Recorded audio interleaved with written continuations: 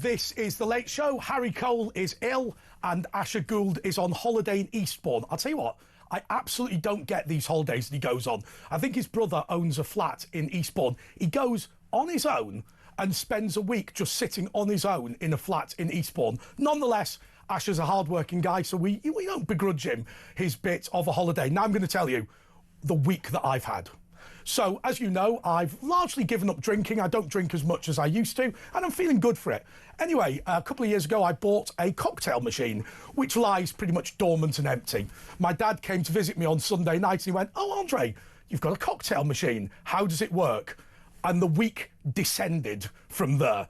I feel absolutely dreadful. But you know what? I'm really, really pleased to be here. And you know what we're going to do? Because we've got an extra hour for this show. We're going to talk to George Madgwick. We're going to talk to Pete Barnes. But I just want to, take stock for a little bit of all of the big issues that have taken place. The BBC is in crisis. Donald Trump is attempting to sue them. Shamima Begum might be coming back to the United Kingdom. We've also got this issue with police and crime commissioners being abolished. I don't really know where I fall on that particular issue, because I think it is a good idea to have an election that's related to policing. I also think that policing has gone pretty badly wrong in Britain, but the police and crime commissioners kind of aren't the problem and probably make things a little bit better. Also, we've got all of these announcements coming out from Nigel Farage, and I think it's important to bear in mind that Nigel Farage has completely altered his approach to politics. In the past, he was, the bit of a renegade. He's an outsider, somebody who wanted to stir the pot.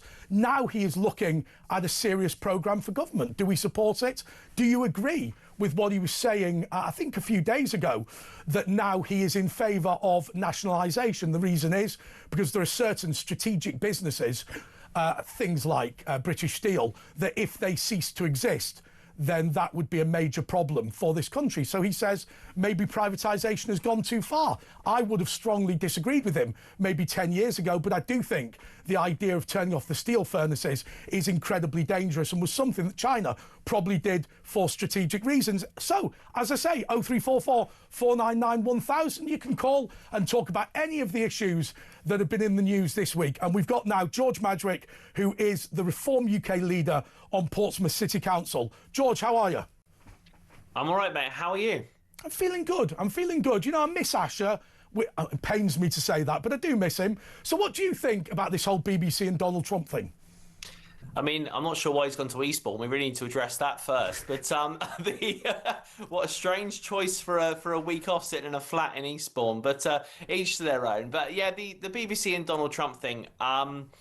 Listen, they got it seriously wrong, right? And this is not the first time BBC have got it seriously wrong. And Donald Trump has got a real track record of holding people for libelous and defamation, and a successful record, may we add, of getting people. He has sued multiple media organisations and been paid off multiple amounts of time. And I think that the BBC should be held accountable for this. It's unacceptable. It's completely unacceptable. They completely changed the tone of the speech, and they completely and utterly... Well, they didn't show it in context, did they? That's the main thing. They didn't show him in context. They made him paint a picture about Donald Trump that wasn't a reflection of the speech that he gave. And for that, it's unacceptable. Yeah, I mean, the other point to make is that the disruption on the Capitol cut short a debate as to whether to certify the presidential election. So in reality, that challenge to the result should have been allowed to continue, and it would have been in Donald Trump's best interest for there not to have been the incursion into the Capitol. Yet, I watch people like Owen Jones. They are absolutely convinced that he attempted a coup d'etat. In fact, I've also seen suggestion that him building this Trump ballroom is somehow evidence he's not going to leave office at the end of his term. It's madness. Yeah, it's utter madness. And I'm hearing lots of speculation, especially on radio. I'm an avid radio listener, and I spend a lot of my time listening to radio. And over the last week, I've heard multiple people, from America mainly, commentators saying about the same thing, that Donald Trump is going to try and figure out a way of staying in office. But their constitution is pretty strict, and I can't see any possible way of that being done. But the people just try and peddle these stories about him, these negative stories where they make him appear like an authoritarian authoritarian dictator. And I think over the last couple of years, we've seen that actually he's not what he's presented as. No. And actually, he's a man of peace. You know, he's tried to stop wars. He's trying to do the right things. And people might not like him. Look, some of the things he says are unpalatable, but that doesn't mean he's not good at the job. Yeah, absolutely. I mean, I'll tell you what, I used to defend Donald Trump on the BBC and Sky News, and actually, it was remarkably easy. All you ever did was ignored his bluster and watched the White House press briefing, because what he'd do is he would stir the pot and then send in some fairly sensible negotiators, and he'd get an awful lot done. And so the Sky and the BBC, I'm not necessarily being critical of them, thought it would be really very hard to defend him. Actually, it's not. No, it's not. But I think people forget that in politics, it's all about the headlines. I mean, politicians have to get headlines. If you want to be the president or the prime minister, you have to control, to an extent, getting those media headlines. And the one thing we can all agree on is, regardless whether you like him or hate him, Donald Trump knows how to get a headline. But as you say, behind that bluster, there is real substance. There's real experience, real substance, and real results. That's the thing as well. He gets real results. I think the other point to make, that we as Brits find it incredibly difficult, because the United States of America is pretty much the only democratic nation on earth that combines the job of head of state and head of government. So Donald Trump is both, if you like, the king and the prime minister, to use the British example. And that makes it incredibly difficult, because what happens is, on the one hand, he's attempting to project that status as head of state. On the other hand, he has to be in the rough and tumble of politics. And so, if you go to Germany, if you go to Ireland, if you go to most countries, you have those two roles separated out, and it does make things significantly easier. It does, but I think the thing I like about the American system is the ability for him to do an executive order, and I think that certainly has its negatives. Don't get me wrong, and I'm sure we could sit here and criticise a number of executive orders which are bad. However, I think the ability to bypass the chambers or the Congress, or in our method it would be the House of Lords, etc. I think is not always a bad thing, and I think this is something that we're going to come up against if we do see a reform government in 2029, because the House of Lords is packed of people that are not reform, and no matter what Nigel Farage tries to do as leader of this country, House of Lords will try and hold that up, and it's going to be a real big problem in this country, and people need to realise that it's not going to be as easy on day one as people imagine. I know that Dr. David Starkey is, by the way, I just want to say, before I make this comment, I'm not saying this is what Nigel Farage is going to do. I know this is what David Starkey suggested he should do. He should go into the King after the general election, and the King says, Mr. Farage, I'd like to invite you to form a government. And Farage should say, I'm afraid I can't, because whilst I have a majority in the House of Commons, I don't have a majority in the House of Lords. You're going to need to appoint X hundreds of members of the House of Lords. And the reason that Starkey says he's going to need to do that is because what will happen is, when Parliament starts, HOLAC will hold up, the House of Lords Appointment Commission will hold up all of Nigel Farage's appointments, and basically we'll be 2 or 3 years in by the time that mess is sorted. And I think most people now realise that what Donald Trump did in his second term as president, having everything written in advance, is what either Nigel Farage or a Conservative government would have to do. Yeah, I think so. The 2 points you make there are correct. I think number one, I think Nigel and the reform team, and I'm aware of this because obviously I do speak to people from HQ, we are preparing for government. That's the first and foremost, and we're doing it in a really serious way. We're getting really structured head of policies in place. We're getting consultation with people that know what they're doing, not politicians stereotypically, but people that are experts in their field. So we are preparing for government in reform. In relation to the Lords thing, you are 100% accurate. It is an actual point that on day one, we as reform will have to appoint a serious number of Lords if we are to get anything passed. Because the one thing that the general population are going to be so frustrated about is that if on day one the general population has voted for a reform manifesto, but we spend a year and a half or 2 years tied up in legislative back and forth between the Commons and the Lords rewriting things, it's going to make the general population wildly unhappy because they voted for something. I think the big advantage that you've got over and above UKIP or the Brexit Party, the advantage that Reform has got, I always said that the big problem that Nigel Farage Farage had was he had, if you like, generals and foot soldiers, but no sergeants. And I think now, with that large base of councillors and indeed political assistants and indeed, House of Commons parliamentary staff, I know there's not many of them, but you're now starting to say that there are kind of hundreds of sergeant-level competent people. And I think that that is something that, it cannot be underestimated in terms of its importance. No, it truly is accurate what you just said. And as I say, I've been to HQ many times. I speak to the team at HQ quite a lot, and it is a really well-oiled machine. They're professionalising themselves rapidly, fast. But I think the key point here, which I think is really impressive and something that really gave me assurance as being a Reform councillor, is they're not just accepting anybody for job roles in HQ. They are really making sure that they get the right people, which, yes, sometimes means that they haven't got enough people in the office right now, because we're a huge party now, right? We've got over 250,000 members. We're polling massively, but we haven't got the army or the team like the other parties have got, because we're still new, we're still fresh. But I think it's really reassuring that they're not just hiring anybody, they're hiring the right people. But what is going to be really, really difficult for you, and I think that David Bull et al. Have taken the right approach to this, but it's going to be very, very difficult. You have to remember that in many seats across the country, Reform is basically a one-man band, right? And or rather it was. And basically there are people who will have, run 2 or 3 times in a parliamentary seat.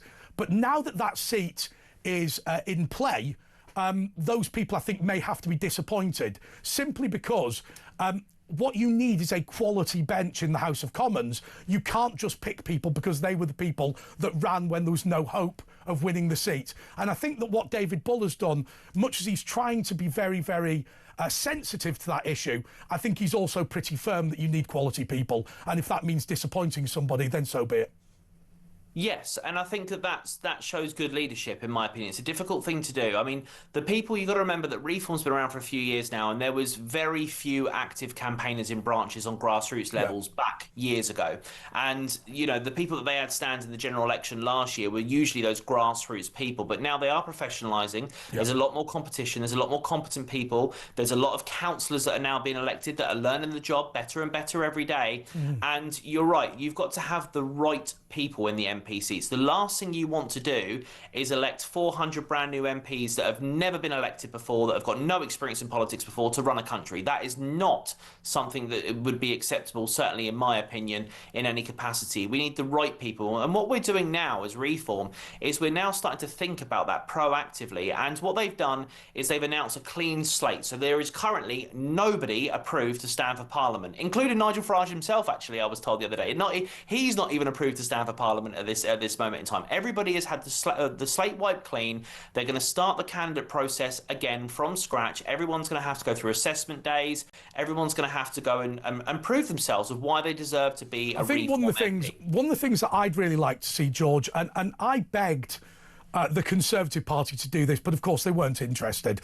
I think the other thing you really, really need to do is strengthen local associations. If it was left up to me, what I would do is have an HR advisor in those seats that are look like they're in play, that Reform may potentially win. And I think what you need to do is you need to say to yourself, hey, look, there's nothing wrong with 20 party members choosing the candidate. They are the Reform Party, that's fine. But they also need to have a good think about what they should look for in a candidate. What is their dream person? Now, that will vary from seat to seat, and there are some people who would be utterly terrible in one seat, who would be utterly brilliant in another seat. But as long as you're really clear on that, I think that's the important thing. Whereas, of course, what the Labour Party, the Conservative Party and the Lib Dems do is simply just try and impose somebody from the central party on a local area just because they want bums on seats in the House of Commons. Yeah.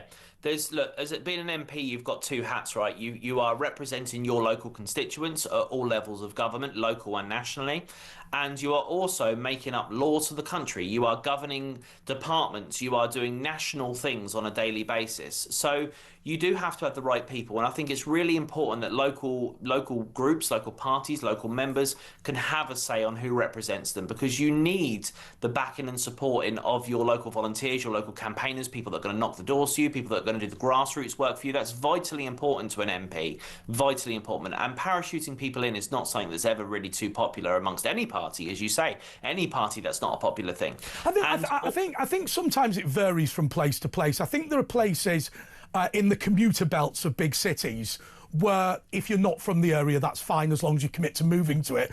I suspect in somewhere like Portsmouth, if you weren't from Portsmouth, I think it would go down badly. But I think it's a case of horses for courses, realistically.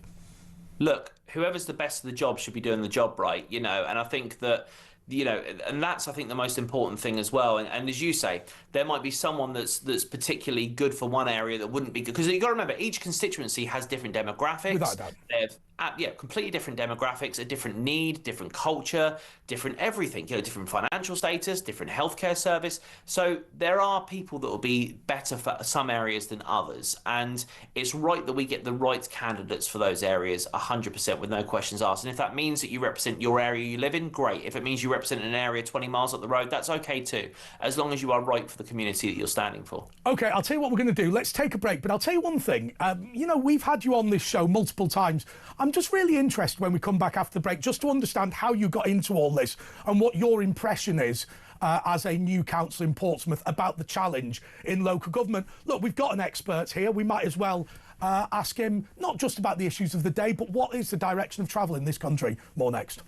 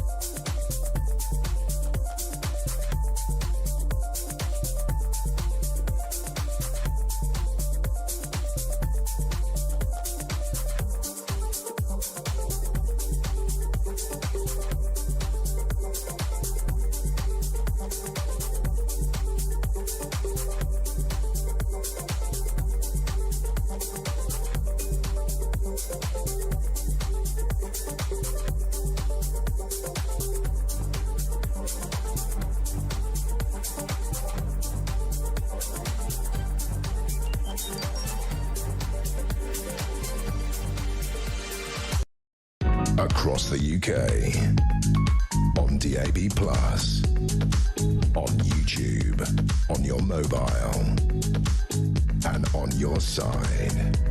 This is Talk. OK, this is Talk, and this is Andre Walker. Asher Gould is on holiday, and Harry Cole is a little bit ill. And look, let me tell you, my dad has been visiting me all week. I've not really plugged myself into the news, so I think we're going to take it a little bit cash tonight. And we're joined by George Madgwick, who is the Reform UK leader on Portsmouth City Council. And, George, before the break, I mentioned, I just wanted to understand where you've come from and how you've ended up in the position you're in and what you think are the big challenges. So, first of all, are you somebody who used to watch and listen to Talk and then volunteered when you were a councillor?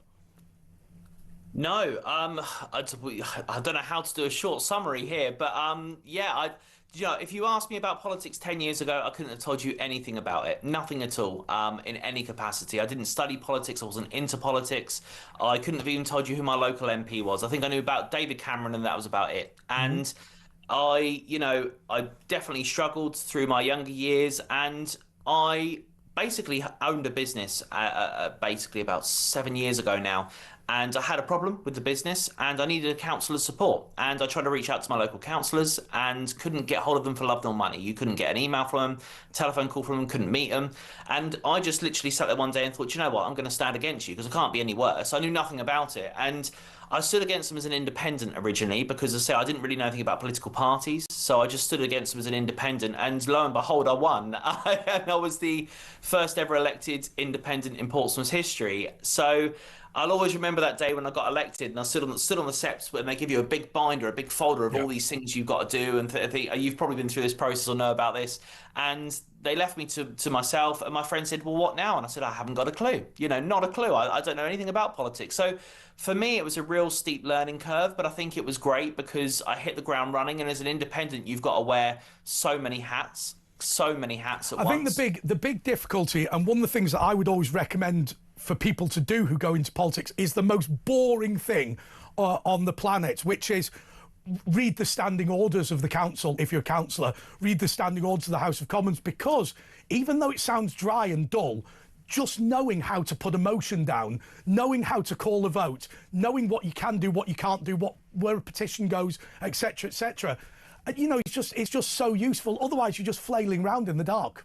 Yeah, and you're completely right. I'm glad you brought that up because we got a new councillor elected in Portsmouth. We had a by-election just 3 weeks ago, and Reform won its first seat in Portsmouth, as in a win, not a defection. Absolute landslide. And when the councillor come into the office and he gave me the big binder that I got many years beforehand, he said, "What's all this?" There's about 1,000 pages in there. Yeah. And I said, "You see that little book there of standing orders?" He said, "Yeah." I said, "Scrap the rest for now. Just learn the standing orders. As long as you know those standing orders, you've got them with you, you've got them revised, you'll be fine." Because you're right, the standing orders is a little book of rules for your council, and with that, it governs your meetings, what you can say, how to do motions, as you say, how to do everything, how to speak, how to talk, and it's your little Bible. But this brings us back. This brings us back to the point we were making before the break about the fact that Reform now have more people. Because I remember there was a lot of concerns going into whichever local election it was, that literally, not that Reform candidates were idiots, not that they were bad, but they literally had no knowledge whatsoever of local government or indeed being a councillor. And what I said to, I think it was Nigel, it might not have been, but somebody, I said, look, what you have to remember is many of these local councils are major corporations with billion-pound budgets, right? They are going to predict who is going to be elected, and they're going to have all sorts of training ready to go. And so what's going to happen is you might have a big load of people who are completely clueless and wet behind the ears, but potentially a month in, these people are going to be of quite a high standard because of the level of learning that they will have been given. Yeah, so on day one of becoming a councillor, you do like an induction course. That's the standard thing you do. And then you go through a training procedure, and that can be training on planning rules, on licensing. You could be trained on transport traffic, and you can take optional courses. And not only that, you have access to something called the LGA training course, the Local Government Association training courses, which happen up in Wolverhampton. You can go up there and you can learn about leadership, how to be a cabinet member, how to be a financial member. You can do all sorts of things. And you're right, within a very short period of time, you can learn rapidly. And if you don't know something, you usually have a brilliant team of executive assistants who know the council inside. That was the interesting thing, by the way, George, because I think a lot of people were expecting Reform councillors to pull out of the Local Government Association on the grounds it's a quango. And I remember there being a serious discussion. First of all, I don't think Reform told the councils what to do, but the prevailing view was that actually doing that training would actually be hugely beneficial. And even if the LGA is a quango, at the moment it's worthwhile staying in because you want to take advantage of that training. Look, I've been involved in the LGA for a few years. I do agree it was very hard for me to get involved in the LGA to begin with. I make no secret about that. I tried for years to try and get involved and do more impactful stuff on a more national level for a local government, and I couldn't get my foot through the front door. It was near on impossible to get involved, but I did manage to get my foot through the front door through a fire committee, and the LGA can do some really good work. It really can. But you're right. It's very cliquey. It's very, everybody knows each other, and they kind of don't want outsiders all the time. But it does do some good work. But the thing is that councillors don't actually realise the amount of good work that the LGA can do either. They just kind of, dispel it as that something that they just get a magazine once a month and that's all. But, the LGA conference is a really good event that happens every year where you get to meet local leaders and you do workshop classes. George, I've just realised something. Harry Cole's going to be in his sickbed going, oh my God, we put Andre Walker in charge. He's talking about local government finance. Do you know what? That's going to be a ratings winner, isn't it? Oh, I know. Yeah, I know, right? And the thing is that on national broadcasters, national TV, we don't talk about local government at all, really, as you know. But what I will say to Harry Cole sitting at home is that, and what I say to a lot of people that are voting, I say them on the doorstep, is that people don't realise that local government elections are, in my opinion, just as important, if not more important, than national. And the reason why is that the things that you do every day that affect your daily life, i.e. bin collections, your potholes, your roads, your planning application for your school or new houses up the road, your HMOs, your building, your infrastructure, all of that is decided by your local councillors, not by government, by local councillors. There is another point to make about local government elections versus parliamentary elections, and this is going to sound incredibly dry, but what you have to remember is, in a local government election, this is not true in every single case, you're probably electing somebody with executive power. Most councillors actually do run the show. Whereas if you get to a parliamentary election, what you're probably only going to be voting for is someone to make legislation. You're not necessarily voting for a government. And therefore, actually, in terms of real powers, quite often, a local council will have more real powers than a member of parliament. The reason for that is because, a local council actually does run the corporation, whereas a member of parliament votes on legislation, and that's all. And more often than not, a local MP has to go to a local councillor to get help on a local issue. People assume that their local MPs can do anything for them locally, and they can't. They have to go to the local council, speak to local officers and other local councillors to do it. So you're right. If you're a backbench MP, you probably have less power than a local councillor that's in a cabinet position. But obviously, at the end of the day, everyone becomes a member of parliament to try and get into government, right? To try and make change. And usually, as we've seen recently through Labour, absolutely destroy it in the process. I've got to be honest with you. We're going to have to leave it there, George. But one thing that I will say to you, what amazed me about the Labour Party and what amazes me about Keir Starmer is that they've come into office with that big majority and they haven't really got any ideas or any thoughts. I always thought to myself when I was in the leader's office at a local authority, I thought to myself, you know what? I've got 2,500 people working for me and I can, within reason, do whatever I want. That is not going to be true forever. So what do I want to do in these years? I can't understand anybody who takes political power and does sod all with it. It's not doing sod all with it as well. It's the fact that they've managed to just alienate everybody. I mean, it's almost like they had no plan. They've been in opposition for 14 years and come into government and did a disaster. I remember on election night when they absolutely romped home, and I sat there I was in one of the counts, and I sat there and thought, well, at least they got a big majority and they can actually make real effective change. And they've been a disaster. I mean, at every single angle, cutting the winter fuel allowance.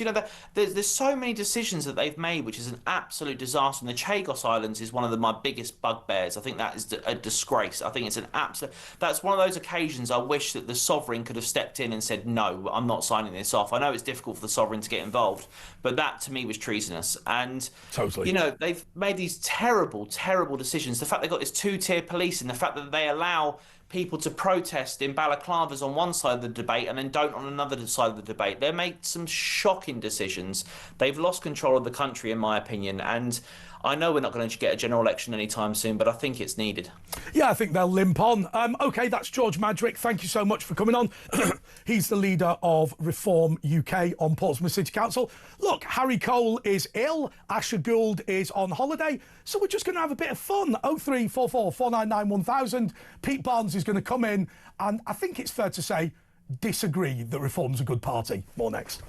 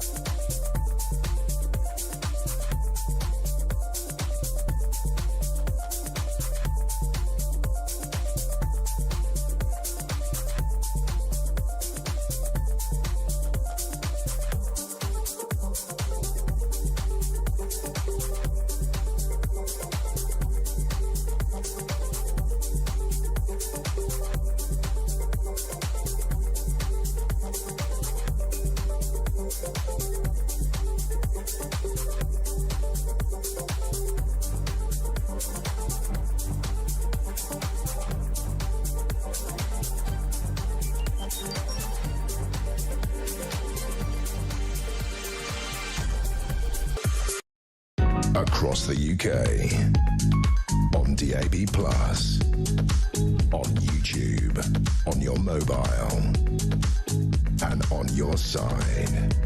This is Talk. Okay, this is The Late Show. Asher Gould is on holiday on his own in a flat in Eastbourne. Right. I just wonder what that's going to be like, right? I mean, it would be a bit Miss Marple if he was in a hotel, right? But he's literally just in a flat, just sat, God knows. Also, just to explain, Harry Cole is ill. I'm chilling out. My dad came to visit me this week, and therefore I've not really been watching the news. I'm not really interested, so I'm just having a general chat round. So, Pete, my first question to you, how are you? I'm all right, actually. You feeling good? Well, yes, it's been one of those weeks this week where a lot has been going on. There's both in the news and all the rest of it, and I'm actually knackered this week, I won't lie. But, yeah, it's quite the week to tune out of, by the way. Here's the interesting thing.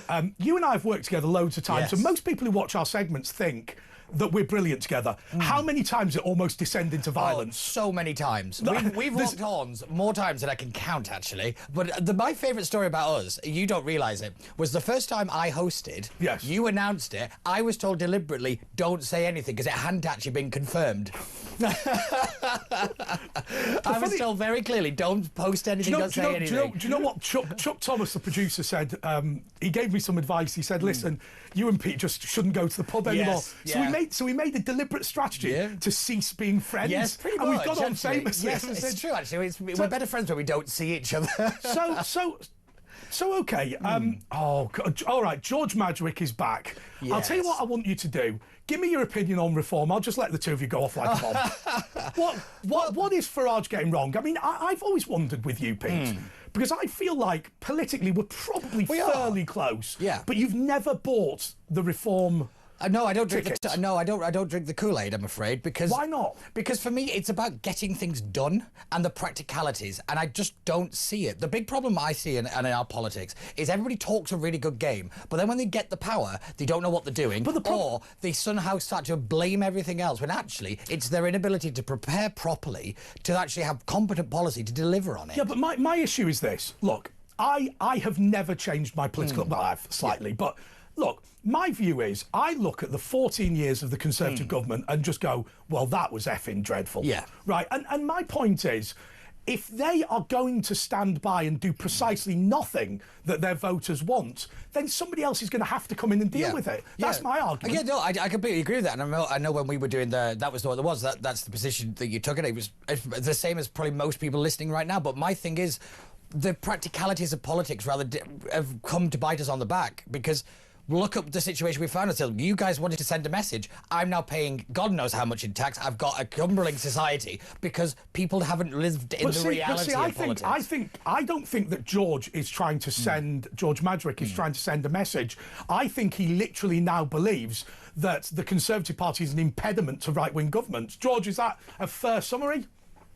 I think Conservative Party have had their day, and I think that we need to move aside for someone else. And I think that, look, the Conservative Party had its place for a century, you know, and I think that there has been times in recent history where they've done really well. But I think that people are ready for a change and a movement now. And I think Pete makes a good point. He says about the fact that Labour, you know, was a protest vote almost for a lot of people last year, and look at where that's led us. And that's not acceptable. And that's why, personally... With respect, he wasn't making that point. He was saying by splitting the vote, Labour got a huge majority. Yeah. Correct, that's right. They got a huge majority. So by people voting the way they did, they got a huge majority. But but personally, I believe... How exactly... Sorry to interrupt there, Judge, but how exactly have you helped the cause of right-wing politics by allowing the most socialist government to wander in? Simply because, at the time, Nigel Farage would rather play politics than actually do what was right by the country and actually stand down or work with the Conservatives. The biggest impediment to right-wing politics are the people involved in it, because we all can't stand each other and we can't work together because of egos. And I keep having to notice that everybody who seems to have a really good idea, who happens to be just a little bit more, say, competent than Nigel Farage, gets kicked out the window very quickly. But Pete, what about the argument, which I think Nigel Farage would make if he was sat here? Look, the reality is the Conservative government was dire. Yeah. And ultimately, this central idea, we need to keep the Conservatives in power. All right, they're a bit better than Labour, but they're not much better, or they weren't much better. We're not talking about Thatcher anymore, are we? No, but this has always been one of my big problems with the Conservatives in general is move on from Thatcher. Stop trying to reheat 1983. Like, you know, move on. Actually do have this new thing. But my problem with reform and the way that they approach it is it's reactionary. You're not leading in any conversation. You also keep saying that everybody keeps calling you a protest party. If your arguments start with, yeah, but the Tories, or yeah, but Labour, you're defining it as a protest movement, not me. I'm sorry, go on, George. God, I was going to say, but I don't think that reform in recent history has been doing that. I think we've started to come out with our own policies. Nigel and the team, especially Zia Youssef, has taken a really proactive approach in bringing out new policies.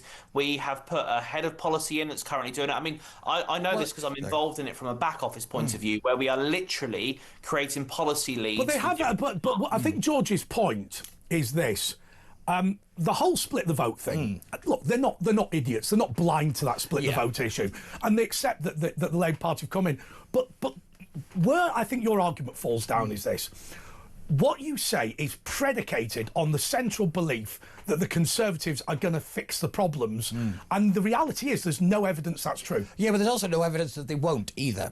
This is that you can keep judging people on their past, on the past. But then, if we're doing that, I'd like to point out the carnage that Nigel Farage leaves in his wake at every political movement he's ever been involved in. It's not been ideal. It's not great, and also his ability to stick around, not so great either. But this is my problem: is that I actually, most people might not know, but I'm not a member of the Conservative Party anymore. I've left the party because of this big problem, that it's the political party system that's the problem. And we talk about the uni party. Reform are just as bad as the uni party in every manner, because they need yes men, they need the institutions and the people around it to make it work. But can I ask you this, Pete, as a central point, right? If there was a general election tomorrow and I said to you, Pete, vote for me or I will tell your partner that you're having an affair, or whatever. Yeah. That would be a very serious criminal offence. Right. If I was then elected to the House of Commons, and on a substantive piece of legislation, the Chief Whip walked up to me and said, you will vote for the government on this occasion, or we will expose you're having an affair. That would be entirely legal. Yeah. Right. How does that make any sense? It doesn't. And this is one of the reasons why I actually think listening to Restore is actually very good, because they want to bring back a sense of kind of morality and logic to Parliament, where actually if you get rid of that element by having high standards and you clamp down incredibly hard on people that actually break it, then you can actually kind of revigor British politics. But it's dying on its backside. Because let's look at the scandals that surround reform. It's always kind of, it's one rule for them, one rule for another. I look at the Sarah Pochen incident. Let's look at what's happened to Kent County Council, where they've kind of kicked members out because of the very same thing. There's one rule for one rule for another. That sounds very uniparty to me. Let's look at the Rupert Lowe incident. Where was the internal investigation? Where's the showing that we're different, that you're kind of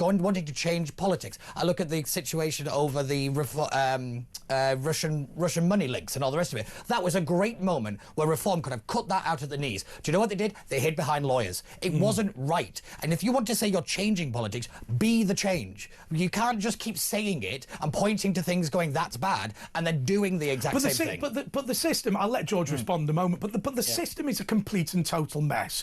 We have a system where you are supposed to elect a local person, and that rule exists only on paper. Yes. In reality, you go into the ballot box and vote for which party leader you want. So what you're doing is you're literally running an election on general election day that bears no resemblance to what's actually happening. Oh, without because people a doubt. go, I'm voting for Nigel Farage. Yeah. No, you're not. You're voting for Bob Jones in Southwark. Yeah, who also could be the complete opposite of Nigel Farage, Absolutely. but still be a member of the same party. Who could also defect at any point and go to another party. And I think there's 2 points that we're raising here. Number one, I think all three of us are basically campaigning for proportional representation, where a vote actually matters. Because what you're saying, Pete, is that the split of the vote. I think that's a big jump there, George. It's a bit of a jump there. It might be a big jump, but if you're dissatisfied with how the first past the post system is working, you're saying the vote's split, then you should surely believe that every vote should matter. I'll tell you what I'd like to do, Pete. Sorry, just on that point. It's not first past the post that's the problem. It's the party machinery, not first past the post. The voting system is rather to the side of it. What you've got is the dominance of a political party holding an MP's livelihood, mortgage, and everything by the throat, and saying if you don't do as you're told, that's it, you're gone. Remember in 1979, if you went into the ballot box and go, which one of them's the Labour candidate, the polling agent would not tell you, and it wasn't on the ballot paper. You needed to find out for yourself. I'll tell you what I'd do, George. Having thought about this, here is the change that I would make. I think probably what I'd do on general election day is have 2 votes. 1 vote for Prime Minister, and 2 vote for your local MP. Yeah, I don't disagree. And basically you put in an election for Prime Minister. Now, you'd have to have various things where, you know, if they couldn't form a government, then there's various rules that come in. But it strikes me, if people want to go on general election day and vote for Kemi Badenoch or vote for Nigel Farage or, well, not vote for Keir Starmer, but then why not let them do that? Yeah, because mentally that's where most of the voters actually are. And I do agree with you. That's probably a good way to get around it. But we have to get back into the culture that we are a parliamentary representative democracy. We're not America. So this idea that I hear so many people, particularly supporters of reform, saying, well, Nigel Farage will fix it. And I keep saying, how? And he's saying, oh, he'll just get in there and do it on day one. That's not how the system works. Let me tell you how. Let me tell you how then, Pete. And I think the thing is that, I thought this was so refreshing when Nigel said it, and that the fact that he will bring in leaders of industry into cabinet roles that are experienced within those roles. He'll put them into the House of Lords to get them into the cabinet positions that we need them to. And I think that's... It doesn't work. We tried it with David Cameron. It's absolute chaos. You cannot have a Chancellor of the Exchequer who is not held accountable by the House of Commons and then suddenly say that we're a functioning representative democracy. That system on paper looks fine, but in practical terms, it just doesn't work. And we don't know that in this country yet. And we do. We've got the Cameron example that he was not being able to be questioned. I think the example is Lord Sugar. Well, yeah, I mean, you've got loads I heard you talking about Lords reform, and you're right that Nigel has to do so much work to get anything done. He's got to tackle the House of Lords, and we've got to tackle the biases in Parliament. But the big problem is, right, when I worked at the House of Commons, and I know you haven't been a parliamentary pass holder, neither of you, but you roughly know the way it works. Look, Can I tell you what I did not do? What I did not do? I did not walk into my office at 9 o'clock in the morning. Well, I didn't walk in at 9 o'clock. No one believes that. I didn't walk into my office at 10:30, right? But I didn't go, what votes are on today? Yeah. What legislation are we going to amend? Which way are we voting on this? We didn't do any actual legislative work. All that happened was somebody'd phone up and go, my cat died, can you help me? We'd do things like that. We'd do constituency surgeries.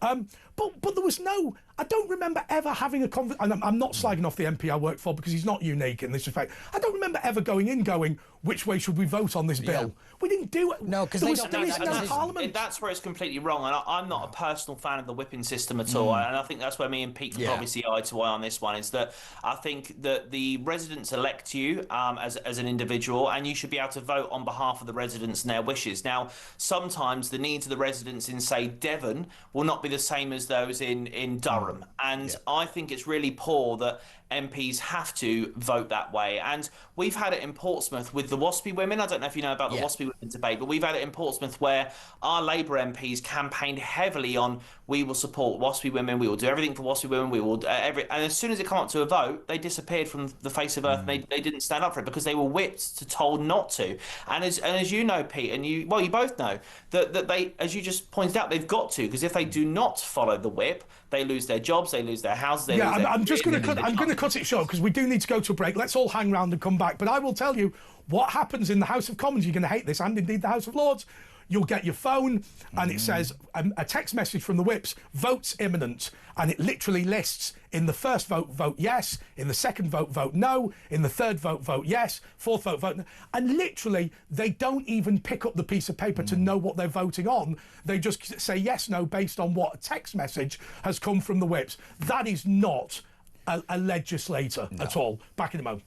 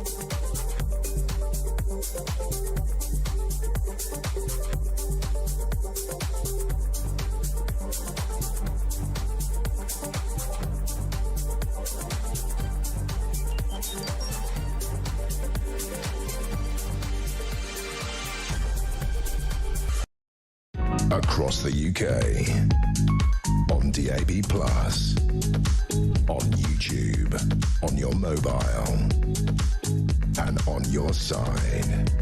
This is Talk. Yes, this is Talk. Harry Cole is ill, so I'm sitting in, well, kind of extending the late show. Asher Gould is off in Eastbourne. So you know what we're doing? We're just chilling. We're just taking it cash. I've got Pete Barnes, the political strategist here, and I've got George Madrick, who is the Reform UK leader on Portsmouth City Council. George, I haven't got any particular question for you, because as I say, I'm just relaxing here. But I just feel like you should say something now, because you haven't said anything in a little while. Well, what I appreciate that. Feel free to say whatever you want, within reason. Within reason. Yeah, that's brilliant. That's brilliant. Thanks for that. And hopefully Harry Cole's watching at home, really engaged with this conversation. He's thinking this interview style is absolutely dreadful. It's certainly different for a Thursday evening. But listen, I always think that it's better to be on the inside spitting out than the outside spitting in. And I think that, I think Pete obviously knows his stuff, and I think he's been in the industry for a long time, and I've been on a lot of shows with Pete now, and his opinion's always really good and really valid, and I like his debating style. But I think that he should come on the inside of these things and make the change. If you're not happy with how the system works, come in and change it with us. Come in and change it. And I think what you said in relation to the House of Commons almost makes me feel sick, to be honest with you, in relation to the fact that you get a text on your WhatsApp before the morning. I just think that's appalling. I mean, but also, can I just throw this at Pete? So look. Big changes in the Red Wall.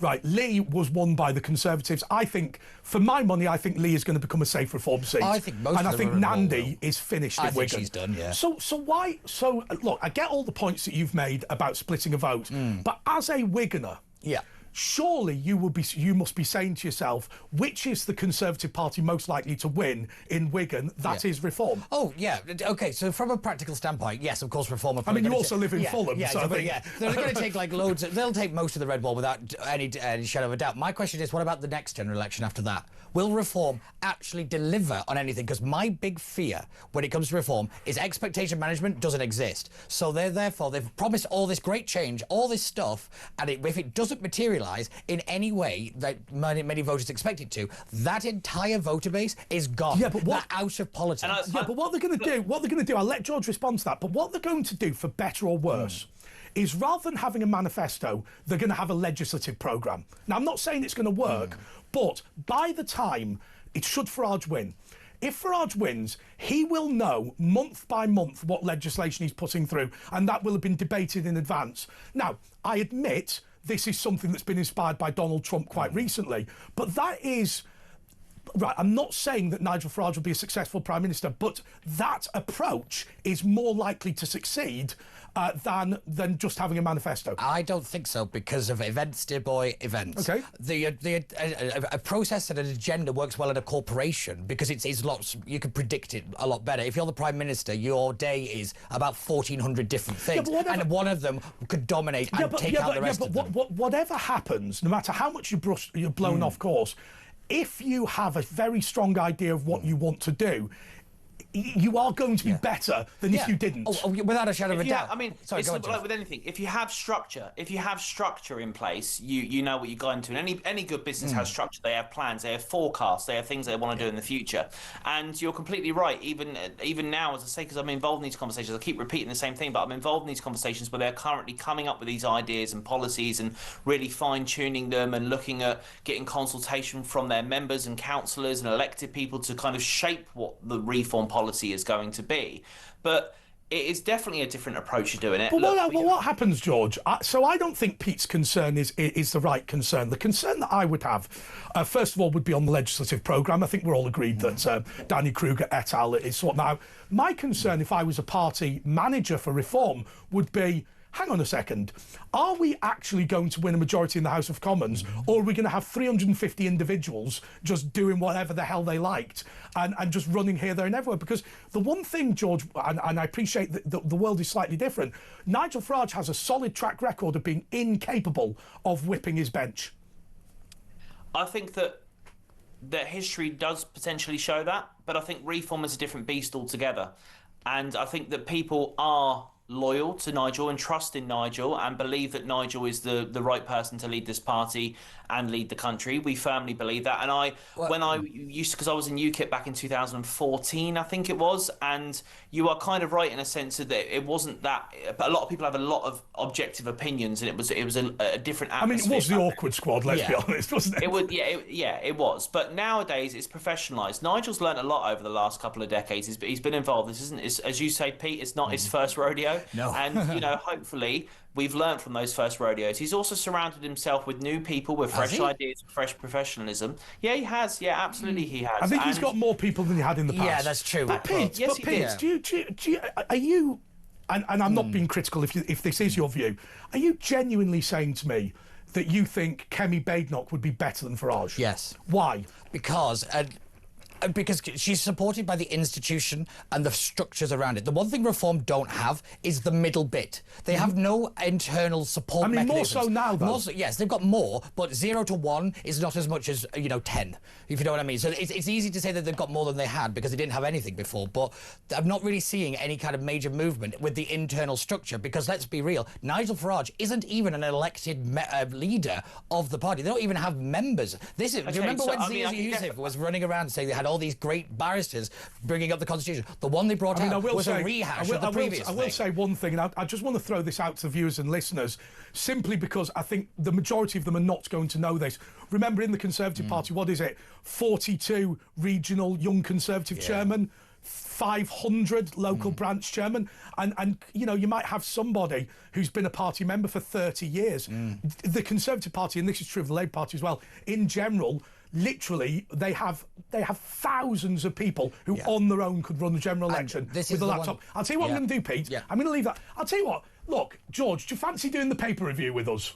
Yeah, let's do the paper review. All right, I'll tell you what. Why not? Look, we're all chilling out. We're just relaxing here, having a bit of fun. The paper review is coming up just in a couple of moments. If you want to call me, 0344 499 1000. I think we've built up quite a nice little team, haven't we, Pete? Yeah, definitely. And the fact that I'd largely given up drinking and my dad got out the cocktail machine, means I'm a little bit delicate. So I think we don't. So we're in to do the heavy lifting, are we? Yeah, we don't want to get tetchy and angry and argumentative. I think what we need to do is just relax into it and have a bit of fun. And you can get involved as well. 0344 499 1000 is the number to call. You can follow me on YouTube. It's Andre Walker. That is where the fruity stuff goes to live, believe me. We're going to be back just in a couple of minutes with the press preview of tomorrow's papers.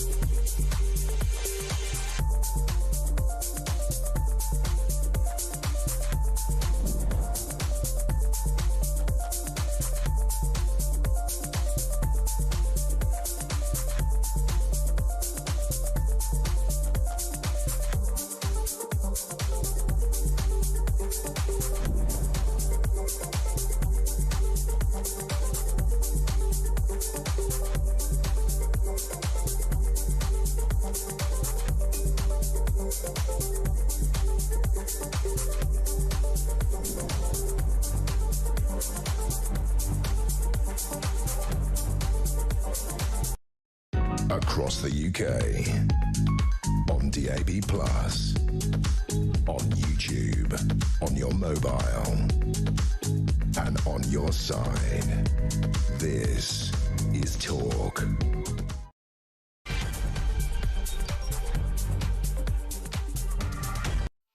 Okay, this is the press preview with Andre Walker, Pete Barnes, and I think we've got George Madgwick. But before we get to the front pages, Pete, how'd you hijack a train? I don't know. I really want to know Train this. can do three things: go forward, go backwards, or stop. Well, it's a British one, so God knows. It's not like you can say probably wasn't turned on time. somebody hijacked a train and took it to Saint-Tropez. Yeah. No, it will either go straight forward. I don't understand. There's such a weird terminology that they've used there. I don't understand that one. But yeah. Yeah. Can somebody ring in and text in how you hijack and just to be clear, if you want to stop a train, you just turn the electric off, and that's the end of it. Right? It's not a particularly difficult thing. Just, look, I don't want to be disparaging, but the mind boggles. So I'll tell you what we're going to do now. We're going to say the most inauthentic thing in British media. Pete, what did you notice in the papers today? Which is code for, what did the producers tell you to talk about? What have you been briefed to talk about? No, but honestly. I love it. By the way, we're doing a press preview. George doesn't even have the papers. No, he's winging it. Absolutely winging it. Good luck, George. No, but George Madgwick is from Reform UK, just to remind everyone. Yeah, but no, this is a real tragic story. This is of Sarah Sharif, this young little girl who was basically ignored, belittled, and sadly lost her life at the hands of identity politics. I'm afraid there's no other way to put it. You know, we can talk about council ineffectiveness and all these. The suggestion is in the Daily Mail. Look, I'm just going to be explicit with this. The suggestion is that because she was from a Muslim background, effectively social services thought, well, look, you know, it's a bit more violent in a Muslim house than it is in a Christian home. And basically just allowed the abuse to continue. You know, I do feel very sorry for ordinary moderate Muslims because they always get blamed for this stuff, don't they? I mean, idea. I'm sorry. So I have this thing on that comment because I was on here after the Manchester bombing thing, and I make it very clear: no mosque really came out very forcefully against any of it that happened. Not in my opinion. And I'll say the same with this situation here. If I was a member of the Muslim community, I'd be in uproar about this. I'd be absolutely in uproar. Where are you? It's not up to everybody outside of the community to kind of make your community look better or, you know, reinvigorate its image. This is my big problem I will say one thing, George, and it has been a bugbear of Pete's, and I just want to assure you that Pete's not got a downer on anybody. No. But one of the things that, well, you're an equal opportunity next Tuesday. But here is the interesting thing, isn't it? Because for whatever reason, and I think it's probably got more to do with the nationality and background of these people rather than the religion, there is a tendency amongst British Muslims to prioritise reputational support over doing the right thing, and you tend to find things like, oh well, you know, rather than stop grooming gangs, let's just pretend it doesn't exist. And I think that there's always. And that caused a lot of problems, George. And I think Pete, I don't know what your view is on this, George, but I think Pete's point, look, it is time for these people to stand up and not tolerate certain behaviours within their community. I don't think it's unreasonable for him to say that, is it? I don't think it is either. It's you know, it's such a sad story. And I was listening today and heard that the poor girl was also wearing a burqa. Yes. And the authorities didn't feel like they could ask her to take it off or to remove it or to check her physically. And I'm under the understanding that the parents put her in their burqa because obviously she was bruised and damaged and so on and so forth. And as I say, our institutions, our people that are meant to protect our children felt that they couldn't do their job effectively through the fear of being called racist or discrimination.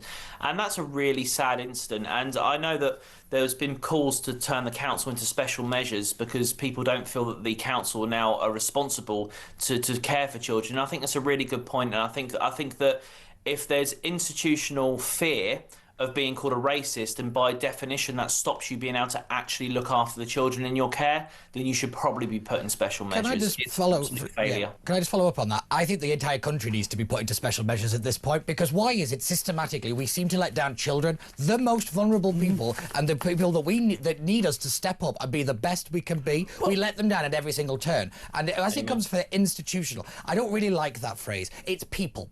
Who's creating that environment? Who's going after saying don't do that? Because institutions are just a letterhead and a postcode. It's people that make up institutions. So who's leading this? Who's directors of departments? Exactly. So fire them. Departments and councils. Sorry about that. I don't mean to talk over each other, but if you think about this, right? Grenfell Tower, absolutely dreadful. The cladding was dangerous. That never should have happened. But remember, the people who built or refurbished Grenfell Tower didn't break any laws simply because they did what they used, the materials that were approved. It was all signed up. And I remember local authorities going, well, we've put this dangerous cladding up and down the country. What we need is more fire inspectors. I would suggest you need to sack the ones that have approved. I mean, you know, so basically, remember, in Grenfell Tower, it wasn't that nobody inspected the cladding. It's that the bloke whose job it was to inspect the cladding didn't know it was dangerous. That's entirely different. You've also got this thing in councils, and I know this from first-hand experience, where civil servants are almost untouchable. If some of these civil servants were in the private sector, a lot of them wouldn't survive a month of employment. They would be let go. But because the employment issues in the civil servant life, where we struggle to employ or retain staff, they seem to get away with things that you would never get away with in the public authorities. And that sets a precedent. That sets a mentality that you can almost get away with anything because you're almost untouchable. And that is a systemic issue, but that stems from the directors. At the end of the day, the buck stops at the top, right? If the chief executive or the directors say, this is our policy, this is what we're doing, grow a backbone, they grow a backbone. And equally, political leadership, the leaders of the council set the tone for the officers. And in some councils, officers lead the councillors, and in some councils, the councillors lead the officers.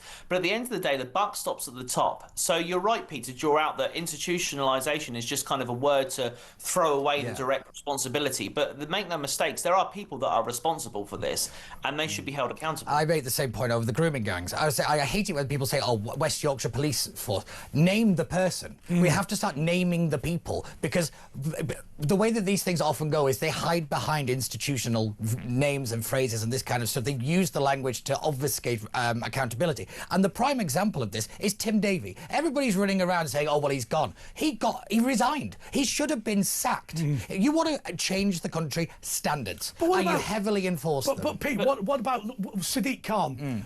There are no grooming gangs in London. Oh, well, in that case. Yeah. I mean, that was just garbage. Yeah, it was. He basically he didn't know, didn't care, just made it up. Oh, it's interesting. So the only place with no grooming gangs in the country is London. Oh, by the way, they have literally prosecuted people in Stratford. Yeah. And he's still saying there are none. But equally, the issue is, though, is that within constitutions, written constitutions on governmental level and local level, it says that you're not allowed to bring your authority into disrepute. That is one of the rules and the conditions of the Constitution. So you're basically instructed not to name officers. You're instructed not to throw anybody under a bus, and that's constitutionally written. You can't go against that, and that's where the fundamental problem comes. So then the institution can take the blame rather than the person. And I 100% agree with Peter on this one. I think there should be an absolute change, legislative change, to make people identifiably responsible. Yeah, one of the worst bits of law that we have right now is the Local Government Act. That has protected local councils from ineffective representation, and it has strangled so many services because councils they have got such a workload, it's just ridiculous. And then we whack the Local Government Act on to protect incompetence. It's ridiculous. And it's got to be repealed. I remember when I worked at Maidenhead Town Hall, we had the head of HR was also a member of the trade union. Right? So, I mean, she was just the most compromised person you'd ever. But one day, as a cost-saving measure, we attempted to reduce the redundancy payment from this gold-plated redundancy to the burnt legal minimum. And she sat there and she went, we'll never recruit the best people unless you have a good redundancy package. I said, who the hell? She said, we said to her, listen, who asks about the redundancy package at the interview? And she goes, you'd be surprised. No, I wouldn't be. No, How many people walk into a job and they go, have you got any questions for us? What's the redundancy package like? Who's going to ask that? It's ridiculous. But, you know, it's quite concerning that one of the people who's most likely to take over as DG of the BBC is the head of diversity. Has no editorial experience, no actual experience in running an organisation like that, but they tick a box. And that mentality is one of the things we've got to get rid of. I've got the best local government story of them all. This is absolutely superb. I won't say which local authority it was, but we had this bloke who was the head of alcohol inspection. And I want that job. He loved it. He had his little Motorola walkie-talkie and his high-vis jacket and all this. And he, for whatever reason, he literally... how should I say this politely? He literally mounted my leg for about 6 months about getting a sniffer dog, right? We're like, why do we want a bloody sniffer dog? They cost about 20 grand, right? So anyway, he gets this sniffer dog and he comes in, honestly, he's absolutely delighted. He comes in and he goes, oh, you're not going to believe what happened to me the other day. I went, what? He said, oh, we went out with all the lads and the sniffer dog, right, to the train station, yeah? What we did was we were doing the sniffer dog. We were checking people for drugs as they got off the train. We pulled a guy to one side, and when we opened his bag, he had prescription drugs in there. It wasn't illegal. What do you think of that?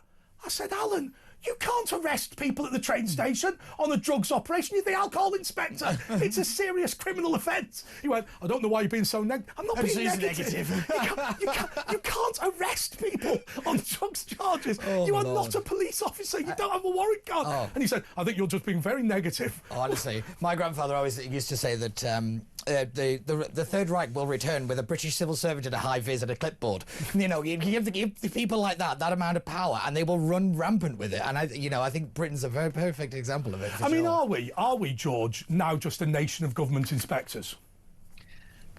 Yes, and also we're a nation of people that hire people that are not qualified for the job because they tick a box. And I was in a meeting. Once again, I'll do what you just did and say, I'm not disclosing what meeting or with whom, but I was in a meeting where I was literally told that weight was being put on their colour, religion, culture and background, so over their talent. And one particular person said in this meeting, a very powerful person said in this meeting, I would rather have somebody with no experience that knows this part of life than someone without that part of life with experience. And we sat there like, what are you talking about? You're employing somebody into the civil servant that's being paid by the taxpayer, and you're saying you'd rather hire somebody based on the colour of their skin or their culture or their ethnicity rather than their background or talent. I think there has been a long established view in local government that part of the role of local government officers is to give employment opportunities to ethnic minorities. And it's always struck me that is an odd proposition. It's an odd proposition, but also you are doing over minority communities because you're putting them in positions that they can't perform well in. When they fail, that is the reason why they failed. It's their minority status. It's not the fact that they were put in a position they should never have been in. So I look at this where you kind of see all the kind of diversity hiring and everything. I was like, look at the turn away from, say, gay rights and things like that. Look at how we turned against the migrants because of these situations. Because we have put people in narratives that they're not qualified for, and you set them up for failure. The people trying to help them are causing them more harm, and it's right across government and right across local government in particular. I mean, is it that bad, George, from your perspective in Portsmouth City Council? Yes, absolutely. Once again, not naming names, but I was in a meeting where they employed somebody where their qualifications weren't as high or their experience wasn't high as somebody else. And that other person that was so experienced ticked all the boxes of experience, of knowledge, of qualifications, of years of service. The other person did not, but they had a certain number of characteristics that were palatable to some. And that person got the job over the other person. And I was the only person in the room going, is this crazy? What are we doing? And I remember having a right rant about it. And that was my first... When I worked at the Greater London Authority, I was told that when I went for the job interview, the head of HR would only ask one question about diversity. And at the end of it, she said, Andre didn't sound very sincere in his answer on that. Well, really? Did you think? Did you think? Look, let's go to the front page of the Daily Star and have a look at Sarah Ferguson. Look, I'm just going to throw this out. What should Andrew Mountbatten-Windsor and Sarah Ferguson now do? Go away. Okay. Yeah, so I don't no care. helping with the... I don't care. I'm out of caring about these two. They are the dregs of society. They hang around with the worst people, and I think you judge a person by the company they keep. I think that's a firm rule when you look at this lot. And they have made this situation for themselves. Live in it. I'm sorry, I'm done.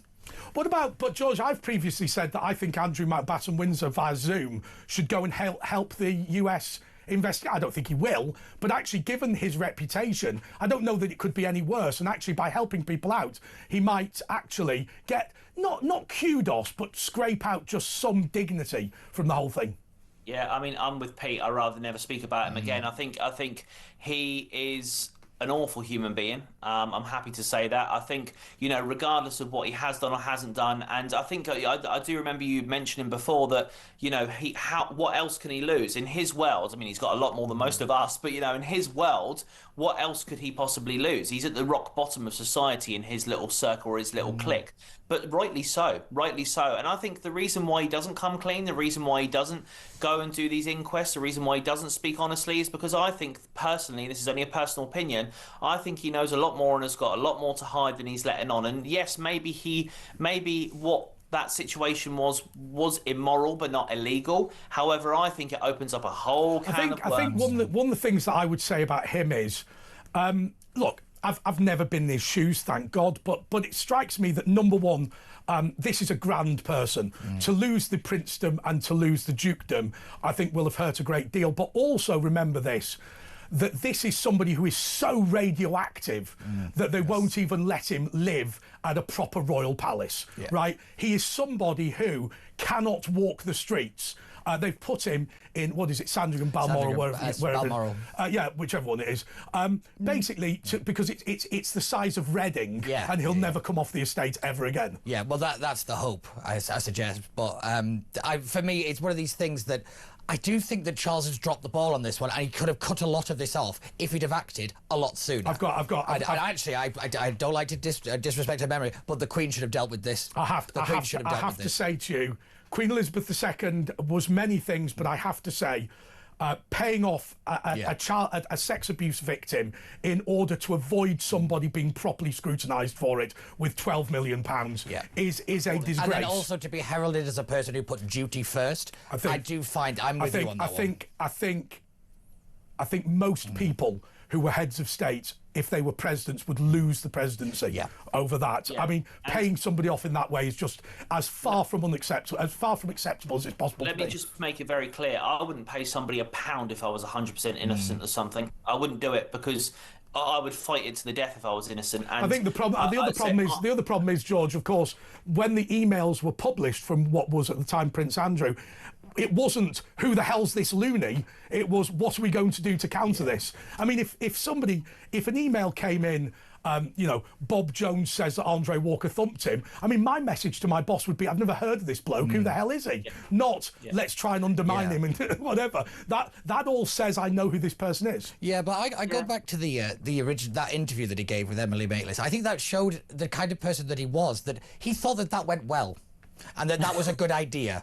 I think that shows a man of great arrogance, and I think that's probably one of the reasons why they did all the paying off, because you put a man like that on the stand, and he's going to get himself into even more trouble because of his arrogance. I'll tell you what I thought about that, George, and look, this is purely just me speculating based on my own previous experience. That sort of performance is symptomatic of somebody who, when they sit down to rehearse their lines, they are sitting with people who have been trained to not say anything contradictory. If it was me, describing a child sex offender as unbecoming behaviour, right? No. But I don't sweat. His advisors should have said, this is ludicrous, stop saying this. But of course, I think he had people who just agreed with him. They're completely out of touch, and you can't challenge them. And in the political world, when you get to those levels, you have these rehearsal scenarios, right, where you sit in rooms, and you'll both know this. You've probably both been in those rooms where you have other people challenge you. They throw you curveball questions. They keep you off guard, and then they do consultate. And that's the kind of level of training Andrew should have had for an interview such as this. And it appears he didn't just have a little training. He had no training, because he was answering the questions completely unrelatable.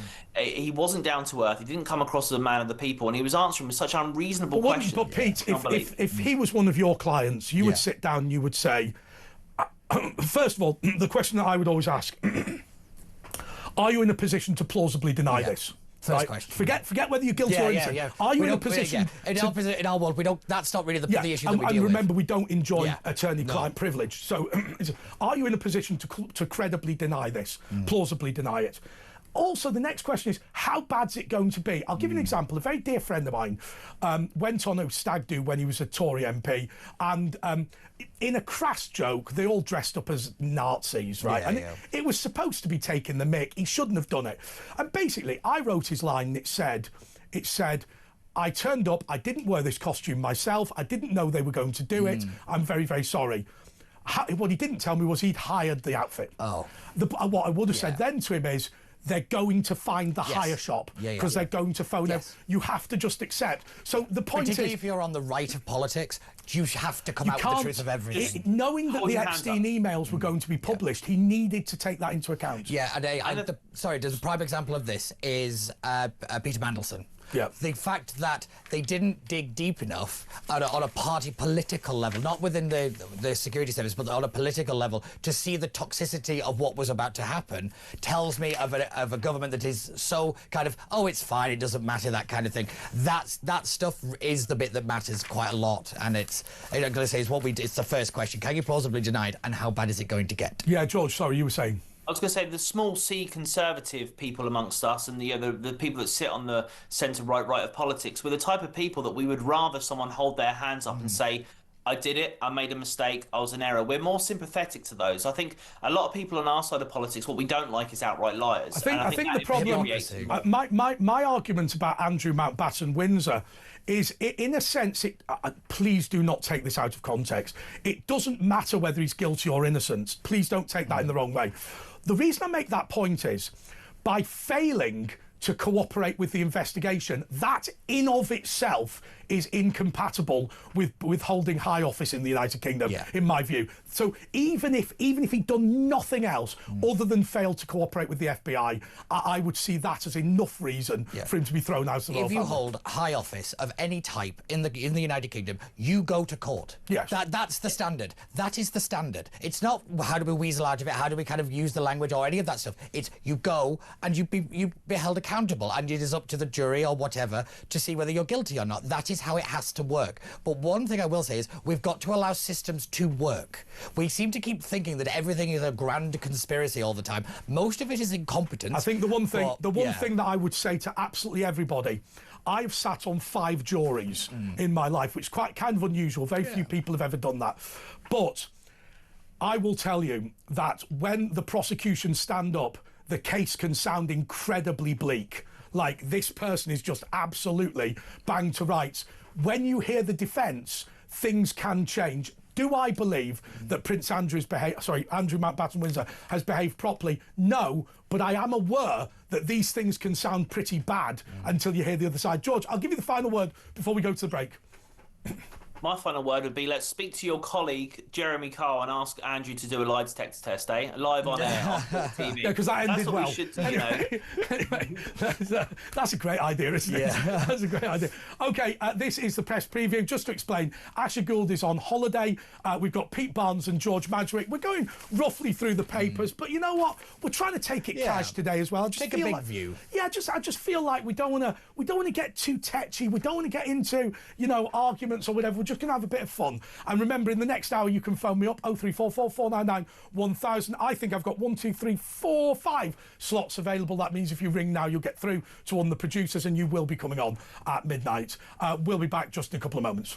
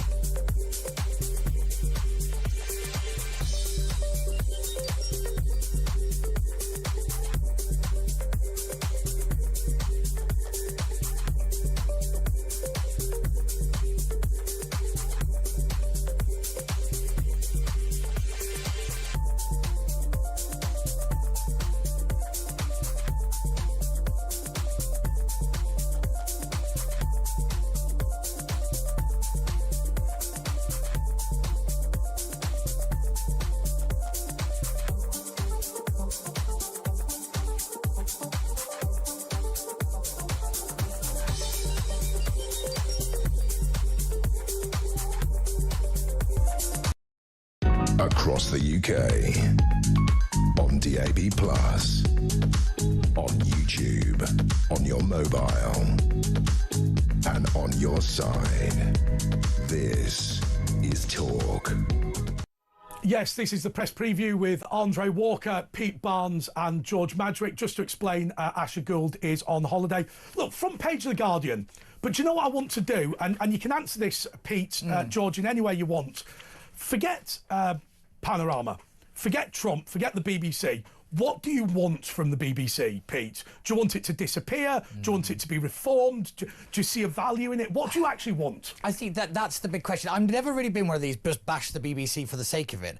My big problem is it's more the people that work for the BBC that I don't like, because they've taken a great institution and just ruined it, because they don't understand the people anymore. They're so detached from reality and the actual state of the nation that they become a kind of their own PR machine in a way. Sorry, go on. I was going to say, in terms of what I think needs to happen, what I would like to see is just basically an understanding of, again, accountability, standards, and actual procedure that makes sense, and more transparency. The BBC falls down because it shuts the door. That's the big problem. In defence, George, I'll put this to you. In defence of the BBC, news has changed.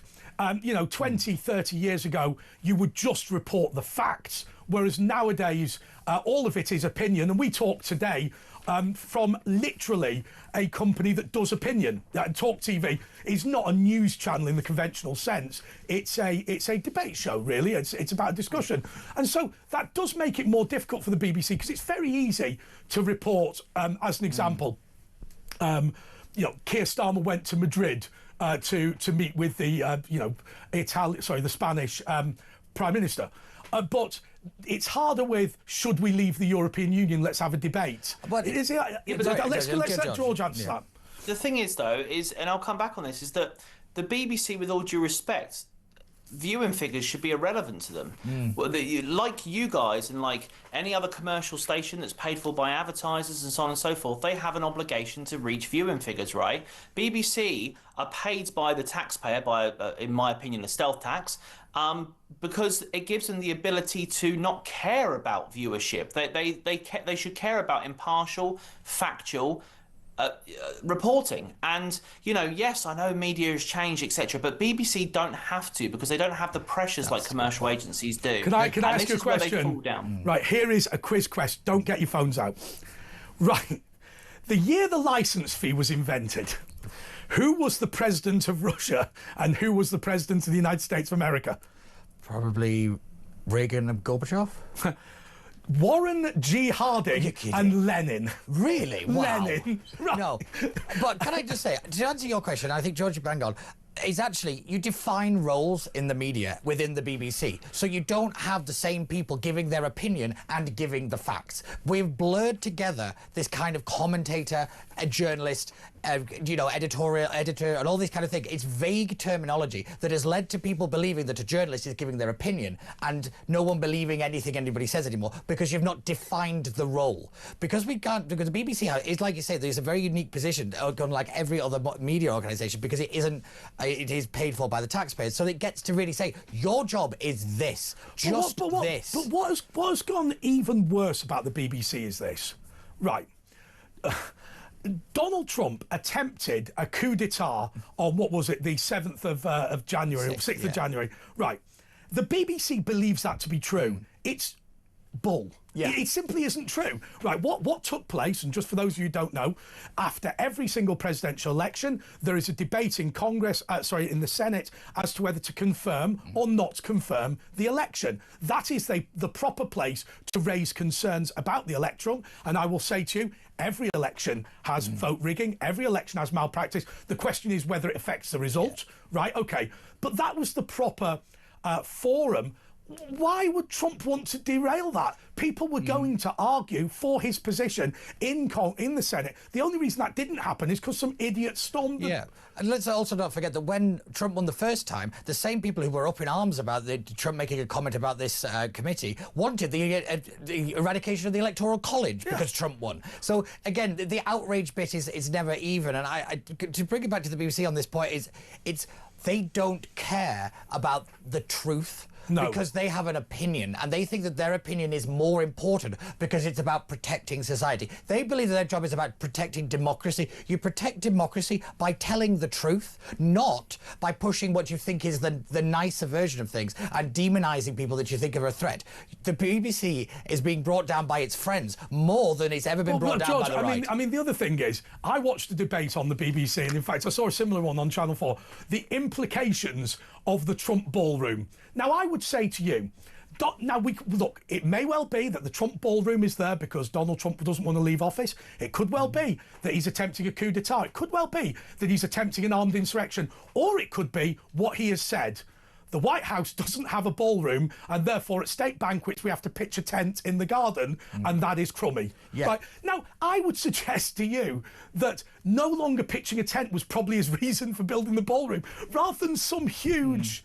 Yeah, it's also a guy who builds giant towers and calls them Trump Tower. He's a guy who leaves a legacy. That's what he does. That's this entire term is nothing more than legacy building. George, nobody seems willing to accept in the BBC the reason that he's building a ballroom is because the White House doesn't have a ballroom. Because he has to be the villain. Yeah. He has to be the villain. I was going to say, he does. He has to be the villain of the story. But this is where it's fundamentally wrong, right? Because BBC shouldn't be painting a villain. They should be painting a balanced argument. They shouldn't be taking the sides of the Democrats, all the Republicans, all the Conservatives, or Labour, or Reform, or Greens, or anybody else like that. They should be given balanced journalism. The one thing I will credit BBC on, which is very rare because I'm not a big fan of it, is their local journalism is actually quite good. Like, you know, I don't know if you like their regional programs. They are usually very balanced, very factual. You know, if you watch the news at 6:30 and they go to your region, it's usually very narrow, linear, very, very linear, and it stays to the point. It's factual. It's a little dull sometimes, but once again, I don't mind it being dull. It's factual. Can I pick you up on something you just said?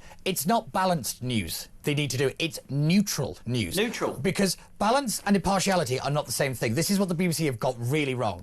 Balance is asking both sides 10 questions. Neutral is looking at a situation and asking the questions that need to be asked of both sides. And it's not so it's the kind of confusing of the terminology, either deliberately or accidentally, that the BBC have found themselves into so much trouble. But the reason everybody gets so angry over the scandals is because it's paid for by the taxpayer. You take the taxpayer element out of it, that it's a media organisation and it sinks or swims by its own decision, because it is never held accountable. The ultimate accountability of being closed down, it's never going to change. Isn't George? Hasn't Pete hit the nail on the head? In reality, and I know that the BBC would hit the roof if they heard me say this, in reality, the bit that we haven't thought of is if you no longer make the licence fee mandatory, how that would improve the BBC. We've all talked about budget cuts, but actually being forced to respond to your audience, I actually think would be something that would benefit the BBC, because we all know that the big downside of it having this guaranteed income is it doesn't give a toss what people think of it. Well, it would raise standards, right? I mean, straight away on day one. If you know you've got to pay your mortgage at the end of the month and you're not working, you'll go out and work to pay your mortgage. If BBC know that their paychecks aren't coming in through at the end of the month because the advertising revenue isn't coming through and the counts aren't looking good, they're going to have to do something about it. They're going to have to improve their offering and improve their service. Currently, it's lazy because they know no matter what they report on, no matter what they do, no matter the content they push out, it's being paid for and compensated by idiots like us that carry on paying our licence fee to an organisation that is repeatedly, over decades now... Before we go to the break, very quickly, Pete, look, I just want to be absolutely clear on one thing. I would never sit in this chair and encourage you to break the law. No. But it is a fact that, and we don't know the percentage of people who literally aren't watching live TV and the percentage of people who are just swinging the lead, but 2.4 million cancellations of the licence fee in the past, 10 years? Something like that, And the bit cancel your licence crashed 4 times this week, the website. Yeah, well, it's going to happen. And this is the thing, is that people, again, there's people saying, oh, you've got to defend, you've got to support the BBC. Why? Why? It's an institution. It doesn't necessarily... Back in the day when it was founded, it was there. It did have that kind of to educate and all the rest of it. We now have hundreds of media stations. It's not 1930s anymore. And the BBC has to get out of that mentality that it has some kind of divine right to exist. Obviously, this is being repeated in the morning, so I don't want to be too graphic. But why don't I say this euphemistically?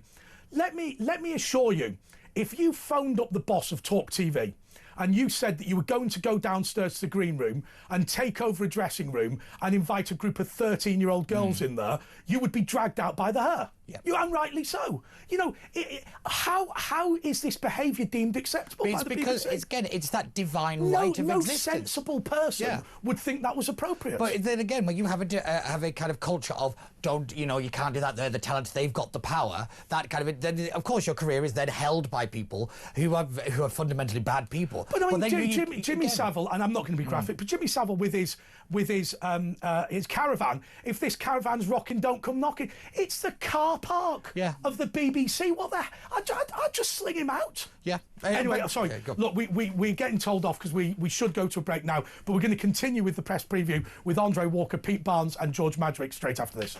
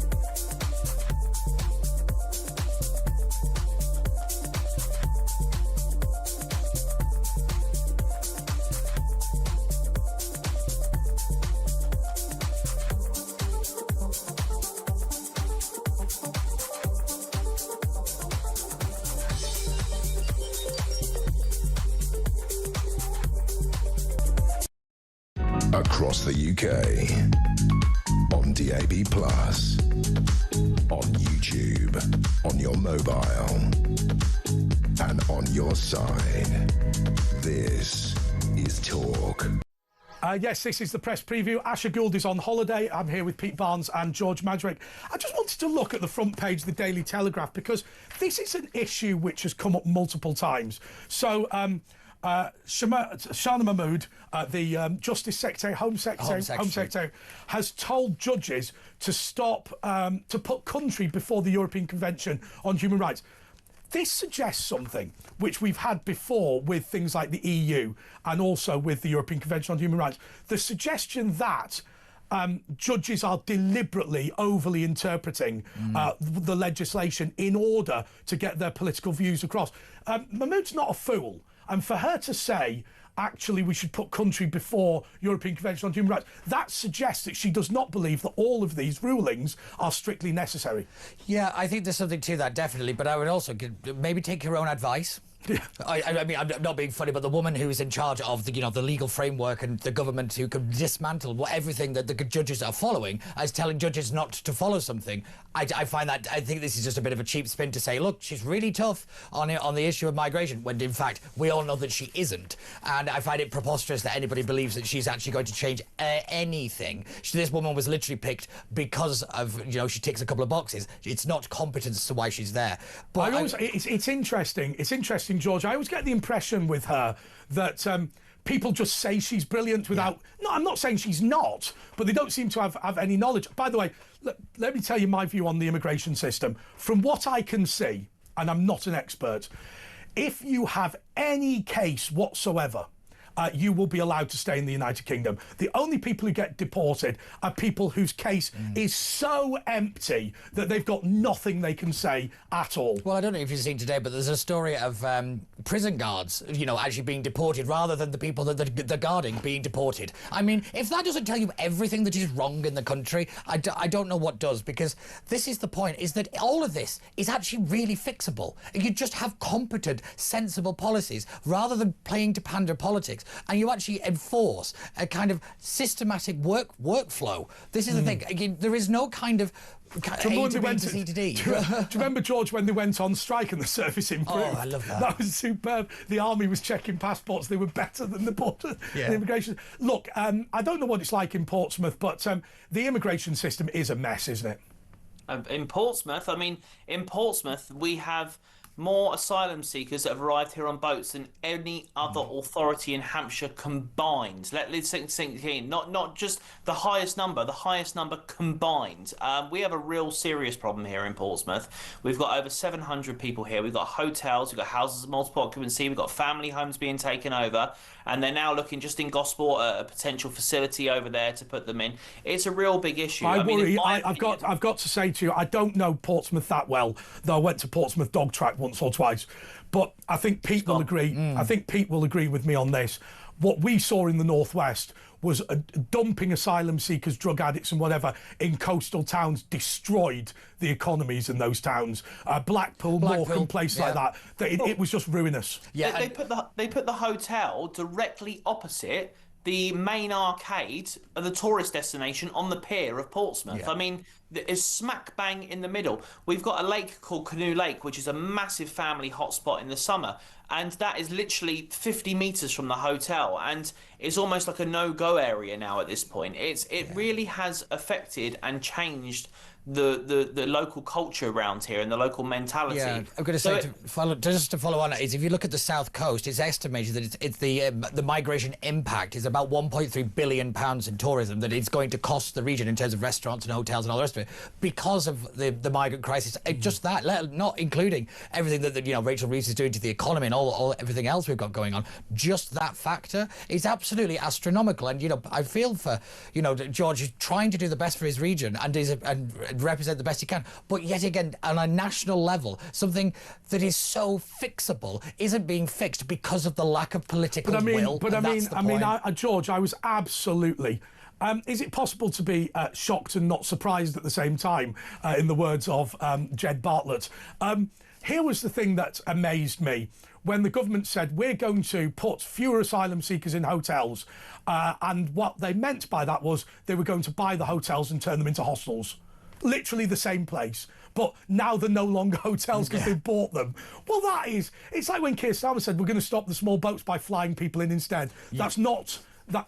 It's just ludicrous, isn't it, George? In my opinion, there's only one suitable place, and that is a secure facility of some description. That is the only place that is appropriate, in my opinion, because, as I say, look, these people that come over, we don't know anything about them, and that's the key point here. We don't know anything about them. They're undocumented. Yes, there's going to be some good people amongst them, and yes, there's going to be some dangerous people amongst them. And until we can know factually which ones are the dangerous ones and which ones are the good people, we have to put them in a secure facility and not allow them out in our public. I think the problem is more fundamental than that. I think that Britain has two immigration policies. I think we have the one that exists on paper, which we all voted for, that nobody takes any notice of at all. And we have another one, which is basically open borders, enforced by judges and the legal profession, because they just like open borders. And it strikes me that our immigration policy is to not have an immigration policy. It's just to completely ignore what's in the legislation. Yeah, it is. It's completely right. I mean, in my opinion, they people on the left, stand up to racism, always say, well, they're not criminals. And the way I see it is that by entering the country without documents, they've broken the law. They're criminals. I'm sorry, but they're criminals. I mean, under our legal system, they're criminals.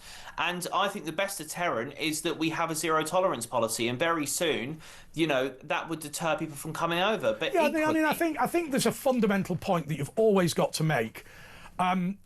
Why do people come on small boats? Well, the reason they come on small boats is because they can't get a visa to come to UK. Why can't they get a visa to come to UK?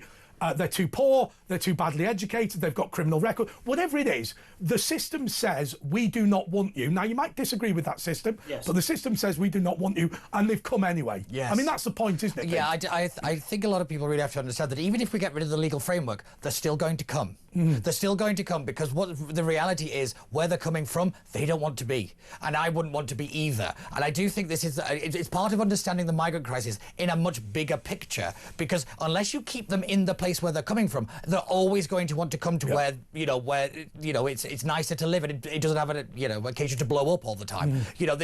Nobody wants to live in a war zone, so why should they? And I do think we have to kind of go back down the line and actually fix the problem at the beginning and deal with the problem right now. Too many people keep kind of focusing on the situation, dealing with everything that's affected here, without realising that it's going to keep happening if you don't fix it at the source. Yeah, I just take the view, George, that the solution to Syria's problem is not to move everybody from Syria to Birmingham. I just think that that's just a pretty obvious comment. And if you take the view, George, that it is a good idea to move people from Syria to the UK, well, what is the outcome for Syria? What is it that you're trying to do? Because if you fundamentally accept that you can't fix Syria, then why not move everybody out? Why only move out a percentage? It doesn't, when you start to think about it, it doesn't make any real sense. There was this wonderful video, I don't know if you two guys have seen it before, of an analogy of a man that gave the migrant analogy, but with marbles in different filters. It's an old video, and if you've not seen it, you've got to. It's the best video of an analogy you've seen. And he talks about how, if you move a certain portion out of a population into another population, you're going to change that new population dramatically. Yes. But the fundamental problem still exists, and you're moving one problem from one area to another, actually expanding the problem over a larger region, over many to another. That is a fundamental issue. I think there's another which is, I think, really significant. And the point I would make is this. If you come from a backward country, you will be taught to be more progressive by coming to Britain, but you will drag Britain backwards. I remember when I spoke to a Latvian judge about the European Convention on Human Rights, and he said, the great thing is that countries like Latvia, because Britain was in the European Convention, that improved their legal system and it persuaded people to have a proper legal basis. And isn't it great that we have benefited from that? And the point I made to the Latvian judge was this: I accept that point. However, that the cost of that has been a diminution in the quality of the legal framework in Britain. I wouldn't say it's an either or though. You can improve, but you've got to defend your own standards. That's the bit we didn't do. So we went into these organisations with the best of intentions to raise everybody up, but we didn't actually kind of fortify our own beliefs.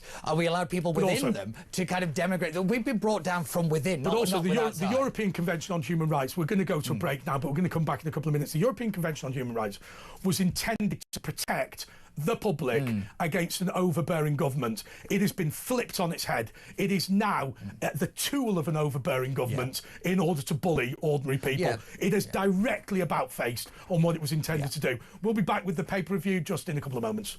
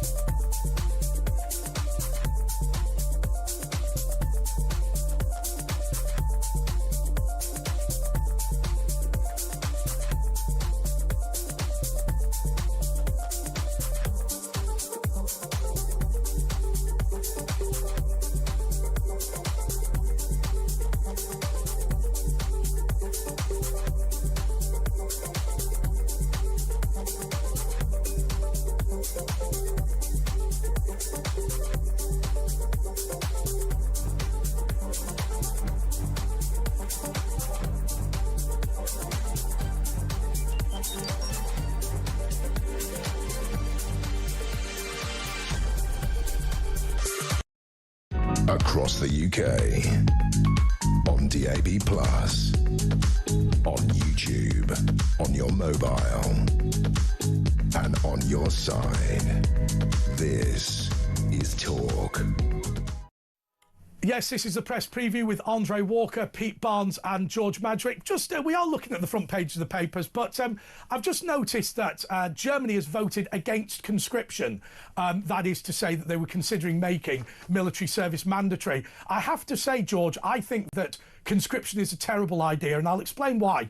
I fully understand this idea of trying to teach kids not to be feral, but, you know, in a modern, sophisticated military, this is just... It's just not what the military should be doing. If you want to teach kids how to be well-behaved and respectful and all of those things, that's fine, but it's not the place of the military to do that. I think this children's a really good thing. We boxing clubs or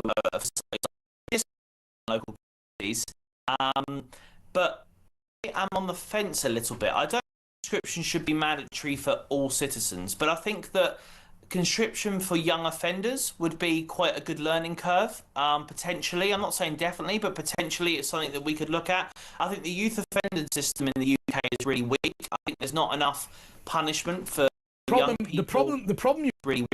And I'm going to say this as politely as possible, because of the reputation of military people, i.e. they're more aggressive than average, one would assume, they really do not like having criminals in their ranks because they feel it really undermines their reputation. And it's always been the military that's... And they've not just resisted putting criminals in because they've committed particularly serious crimes. It is a reputational thing as much as anything else. Yeah, exactly. You could be right. And I'm not... I'd say it was just an idea off the top of the head, really, but I think that there could be a certain arm or a wing that is kind of created for that kind of thing. I think, look, putting them in prisons or youth rehabilitation centres, the current process, in my opinion, is not working. Whatever we're doing is not working.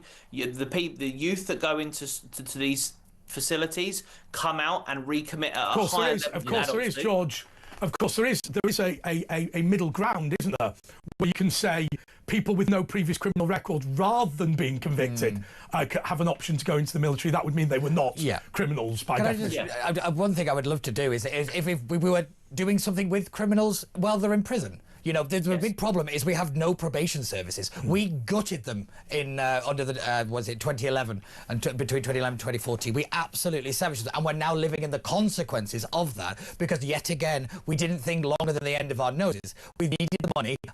We cut prison services. We kept prisoners and criminals in the cycle of crime, and then we get really angry that they're still in it. It's lunacy to keep thinking I'll tell you what is the maddest bit of all of this. I thought David Cameron had a really good idea that he never really went forward with, which is sell all the city centre and town centre prisons for housing and use the money to build purpose-built out of town places where people can be properly educated and whatever. And he felt that would be cost neutral. Can I tell you, Wandsworth Prison, I've got a friend of mine who lives opposite Wandsworth Prison in a £10 million house. Wandsworth Prison alone is worth billions. Yeah, and it's falling down. We continue to keep it. Yeah, but the fundamental reality is nobody wants to live where there's a prison. So this is the thing. Everyone's running around saying, build more prisons. OK, I'll put one in your neighbourhood. Everybody will say no. That is the problem. No, they didn't build any prisons in the 14 years of the tourist because you didn't want one in your area. In the same way you don't want a housing estate in years of the infrastructure because of the disruption and the danger you think it poses. So again, a lot of these problems that the Tories didn't fix or anything is precisely because the people who are so outraged by things not being fixed would have opposed the fix. Yes. So the hypocrisy is very stark. Although there is one thing which but going back to local government, one thing that has always struck me in planning. There is no such thing as bribery. So let me explain what I mean by that so people are not accidentally causing problems. If I go to my next door neighbour now and say, I want to build an extension on my house. If you write a letter to the council supporting that and it goes through, I will give you £1,000 in cash. That is entirely legal.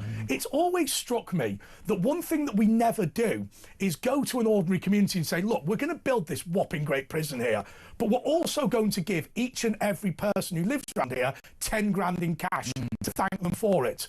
And I think that's an idea that potentially could fly. Yeah, I know what they do in America is when they do kind of build like these kind of like massive structures, the company or whoever it is that they're building for does invest in the community as well. So they do it all at once. So they don't just piecemeal it and make it like what should be a construction of 2 years, that's 10 years. They get it everything done and they move as quickly as they can. But this is why people in your area opposed shale gas, because the money that was going to be given, David Cameron agreed to give it to Wigan Council, not the people of Wigan. Yeah. And of course, had it been actually, because of course, as you know, with shale gas, there's no staff there. So if you're going to have community payback, it needs to go to the individuals. Nobody was in favour of shale gas the minute they said it was going to Wigan Council. Well, 100%. Anyway, look, we are coming to the end of the press preview. If you're listening on Friday morning, Mark Dolan is up next. If you want to give him a call, 0344 499 1000. How have I forgotten the number? I've said it about 50 times. Thank you so much to Pete Barnes. Thank you so much to George Madrig, who was asked to come on for 10 minutes about 2 hours ago. And welcome to my world, George. And there's been an absolute trooper. So thank you so much. And Mark Dolan is up, so please do stick with him for the breakfast show. He's coming up right about now. And if you're still listening on Thursday night, Asha hasn't interrupted. Oh, yeah. Well, I always get the timing right and then goes, and then goes, well, now they have to edit it. Yeah. Unbelievable. So what I always do, George, at this point is ask Pete what his final thought is about what's going on politically. Because, George, you've been so kind to stay on. You've got 30 seconds. What do you think people need to know? I think people need to know, let's go back to local government and boring. I think people need to know, actually, no, let's twist it. On today, the Labour announced that obviously police and crime commissioners were going to be scrapped and to save loads of money. But let me tell you this, people need to know that that's actually a bad thing, in my opinion, because now the mayors can announce a deputy mayor for police and crime. That deputy mayor for police and crime is now no longer responsible to the electorate, but only responsible to the... OK, thank you so much. That is the end. Thank you so much to Pete Barnes. Thank you to George Madrig. I'll be back with you.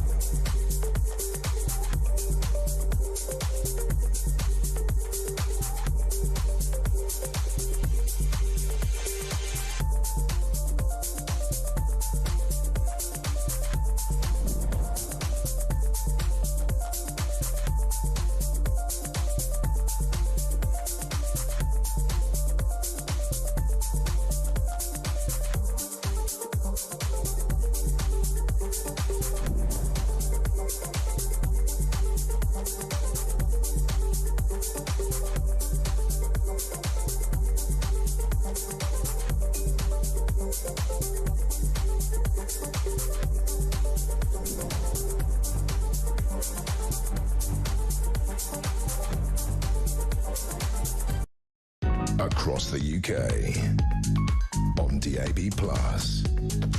On YouTube, on your mobile, and on your side. This is Talk.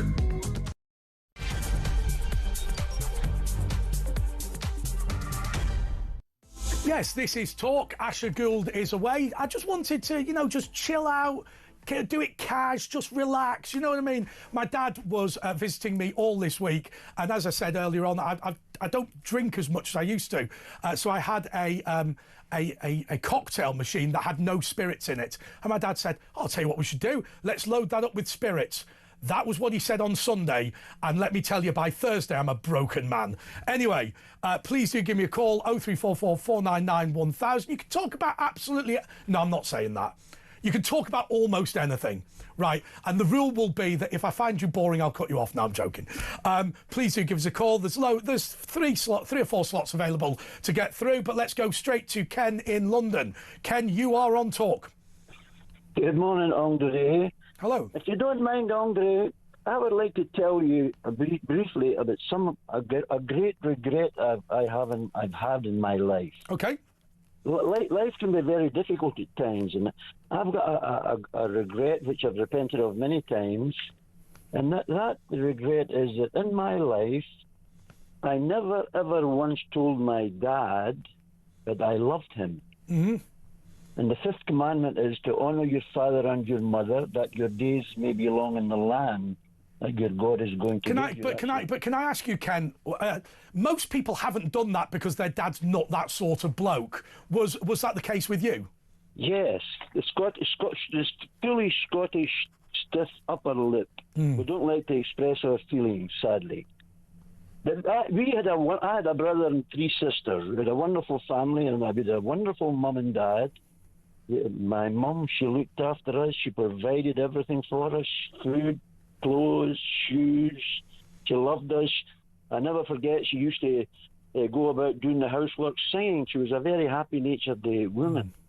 And I loved her, but I only told my mum once I loved her, just before she died. Yes. Quite a few years ago, she died in the hospital up in Scotland. And I told her then, Mum, I love you. And, that's the only time, and I regret it. So I'm telling you this, if there's anybody listening to me tonight, listening to us, if you haven't yet told your mum and dad that you love them, then you need to think about it, because otherwise you'll regret it when they die. I've got to be honest with you. Thank God, before my mum died, I thanked her for saving my life. Understatement of the year, I said, thank you for saving my life when I was a baby. That was awfully good of you, which I think she appreciated. And I think the understated element of it was also good as well. But are your brothers and sisters still with us, Ken? No, my three sisters are dead, and my brother, he's 82. He's not keeping too good at the moment, sadly. Right. But my dad, I thought of, I used to love my dad. He was my hero. I used to love being with him. He was a very hard worker. He was a tool maker. But over time, he provided for us. He loved my mum. He expressed it openly. He loved our mum. We had a wonderful mum and dad. I wasn't perfect, but they had a wonderful. Were they religious? Presumably, they were kind of Scottish Christian. Do you know what I mean? Go to church on a Sunday rather than being evangelical. No, my mother was a very good Catholic. Oh, really? Mm-hmm. She was a very good Catholic woman. She prayed strongly. She prayed for us regular. My dad wasn't. He was a typical Scottish unbeliever, and. But something has come over my heart a number of times in my life, and I've had to ask God to forgive me for not expressing my love openly. Well, I do want to say one thing to you, Ken. I mean, I suspect that you have been fairly similar for much of your life. I think it's pretty obvious that you value your family and you value your friends. So even though you didn't tell your dad you loved him, I suspect he probably knew. Oh yeah, he knew. He knew, and my mum. I remember when I was dating my future wife, when I was older, about 17, 18, 19. I expressed my love to my mum. I used to buy her a small box of chocolates when they come in at the weekend, and gave her a little box of chocolates. But I never said to her, Mum, I love you. I should have said that. But anyway, that's just, I regretted that. So if there's anybody listening here and your mum and dad is alive, God wants you to express The Bible actually says, honour your father and mother. Now, to honour your father and mother means, and it also gives us a stable life. We have to show our commitment for them when they grow old. We have to help them. We have to respect them. I mean, I've got to say, Ken, and this is going to be. I don't want to say this in order to be nasty to people or to denigrate people, but I will say I think I was incredibly lucky to come from a very stable background where my mum and dad were married until death did them part. And I think, you know, I've not got any half brothers or sisters and all those sorts of things. I think those things are incredibly helpful as a young child. Now, that is not for me to. That's not me having a go at people, because obviously, you know, if your family isn't like that, that's not your fault. But I do think having a man and a woman married for their entire life as your parents, I think is the best thing you can do. It's wonderful, but that's all ordained by God, you know, Andre. That's what God wants to bless us. Then that's what we need to do in this country. We all need to repent. We're all sinners. There's nobody without sin. We need to get back to the truth of the Bible and talk to Jesus and read the Bible. If we did that and we humbled ourselves, said, Lord, help me in my life. Help me believe in Jesus. If we cry out and ask God for help, God will help us. But we're too proud. That's the problem, Andre. We're too proud to say we need help from God. People are ashamed to even say they believe in Jesus in case somebody laughs at them. Yeah. God help us in this country. And we see what's happening. It must be. God is saying to this country, if you don't want Jesus, my son, you can have Allah, the false god of Islam, and Muhammad, the false prophet. That's what God's saying to us in this country. If you don't want me, you can have Allah and Muhammad, and that will destroy the country. I mean, I've got to be honest with you. This is where you and I depart. I believe that each tribe should worship God in their own way, and therefore Islam for the Muslims and Christianity for the Christians. I appreciate that you and I don't agree on that point. What I don't want to do is see people see one religion taking over, and I'm comfortable in saying Britain should be a Christian country. That is not to denigrate anybody else, but I believe that that it is our birthright and it is our duty to maintain a Christian country. Andre, that's quite a good philosophy, but it's wrong. The Bible tells us clearly, Andre, there is only one Lord God and one Saviour, and God has spoken to us through his Son Jesus. Jesus was very dogmatic. He said, unless a man is born again, he cannot see the kingdom of God. That is the words of God. We either believe him or we don't. We have to humble ourselves to honour our parents, but more importantly in our lives, we have to humble ourselves and honour the God of the Bible. Only the Bible is the genuine Word of God. That's the facts of life, Andre. We have to accept that and believe it. And until we do that, we'll be mixed up. We'll have a double heart. Well, as you know my view, that if you do not stand up for your own culture, it would be replaced with somebody else's, and that's not those people being nasty. I believe that we should educate people in Christianity in schools, and for those people who aren't Christian, unfortunately, they'll just have to go along with it because it's a Christian country. Anyway, thank you so much, Ken. Sean in Liverpool said that he recently lost his mum. He lost her in February this year. She was 62, and he said that he was glad that he mentioned that he loved her, but he wished he'd said it more. Okay, thank you, Ken. Let's go on to Heather in Gavan. Heather, you're on talk. I'm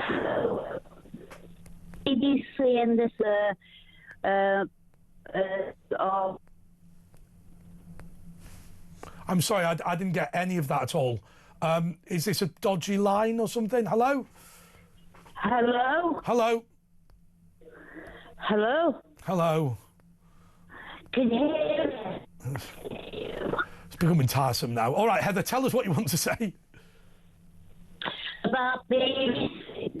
Heather, what we're going to do is we're going to refer you back to the gallery and sort out whatever tech problem has happened. Grace in London. Grace, you're on talk. Hi, I was just wondering about why it is that you feel that people who are Muslims necessarily need to stay Muslim. I'm not in any way saying that they should be obliged not to remain Muslim. I really think that each person must have choice to believe what they choose to believe. Yeah, I mean, look, there are going to be people who roll in there. There are going to be people who get extremely angry about this. But my fundamental view, which you might not like, is that essentially Christianity, Islam, Judaism are basically the same religion. In most of their central pillars, they're essentially very similar. And my own view is, even though I believe that Islam is wrong, I don't believe it's wrong enough to care. So essentially what I believe is that it's all one religion and these minor disagreements are not worth arguing about. Now, what I would then say to you, now I realise what I'm saying to you is heresy in your view, but my honest view is to say, well, look, Christianity is the way we worship God in this country. In Pakistan, they want to do it differently, and I'm good with that. No, what I think is whether or not, what matters is whether or not it's true that Jesus rose from the dead. Mm. And if he did, then we can take seriously what he said about his having defeated death and offering us eternal life. And I can't get my head around that at all. But when I read enough about the history of the accounts of his resurrection, I came to conclude that it actually did happen, as mad as it sounds. Now, if that's true, then that really matters. If it's not true, then as Paul writes in the New Testament, then we're all just silly. Well, yes. I mean, look. Let's look at the Jesus disagreement between Christians and Muslims. Muslims believe that Jesus is an important prophet, and Christians believe that he's literally God made human. In many respects, and I don't want to wind people up. In many respects, in terms of his teachings, whether each one of those is true doesn't actually make that much of a difference to his essential fundamental message. Therefore, my argument would be, just because I believe Muslims are wrong, I don't care that they're wrong. Do you see what I mean? I see what you mean, but I think the thing is that he said that he is the way to the Father, and it's not just a matter of what he taught. You're right that some of his teachings are similar to some of the teachings in some other religions, but he didn't just teach us about being good. He also said that he is the way that we can have. Yes, but here is the slight health warning. Here is the slight health warning, Grace. I appreciate that you and Ken are different, and there will be people watching and listening to this who are different. But the vast majority of people take the religion of their parents, and therefore the reason that people believe in Islam is not some. And I'm not trying to be rude to people. It's not some grounded, long thought through thing. That's the religion they inherited from their parents. Ergo, I'm not very keen to condemn people for inheriting a religion that I believe is wrong. No, I'm certainly not suggesting we should condemn anyone. What I'm saying is that I'm interested in trying to best understand what's true. As you said, many people do simply inherit their parents' beliefs. In this country, I think a lot of people inherit their parents' beliefs of atheism or agnosticism and don't give it much more thought. But I think what matters is trying to discern what's true. And in contrast to Islam and other religions, in which one kind of earns your way to heaven, you do good things, or if you're a particular kind of person, you might do bad things and think that that's how you, if you fly planes. Yeah, but remember one thing. Remember one thing. I can be polite and nice all day, but fundamentally as a Christian, I believe that Hinduism, Sikhism, Islam, Judaism are wrong. I don't believe they're evil, but I believe they're wrong in the same way as a Muslim would believe that Christianity was wrong. And so, I don't seek to defend these religions. I'm just saying that I don't have a fundamental problem with this idea of you being slightly wrong because your parents gave you a religion and you inherited it. I absolutely am not trying to condemn or criticise anyone. No, I understand that. I mentally believe that each person must decide for themselves what they're going to believe. What I'm saying is that whereas some religions teach that you earn your way to paradise or reincarnation, Jesus said, by contrast, that none of us can earn it. We can just decide to follow him and have him take the punishment that we deserve for our sin. And so that is a fairly significant difference. Yes. And it's based on an actual event. And you can decide whether or not you believe in that event, i.e. the resurrection, or not. But each person can make that choice for themselves. And it is quite a significant distinction. Yeah, I do get that. And look, what I'm trying to... I guess what I'm trying to say is this.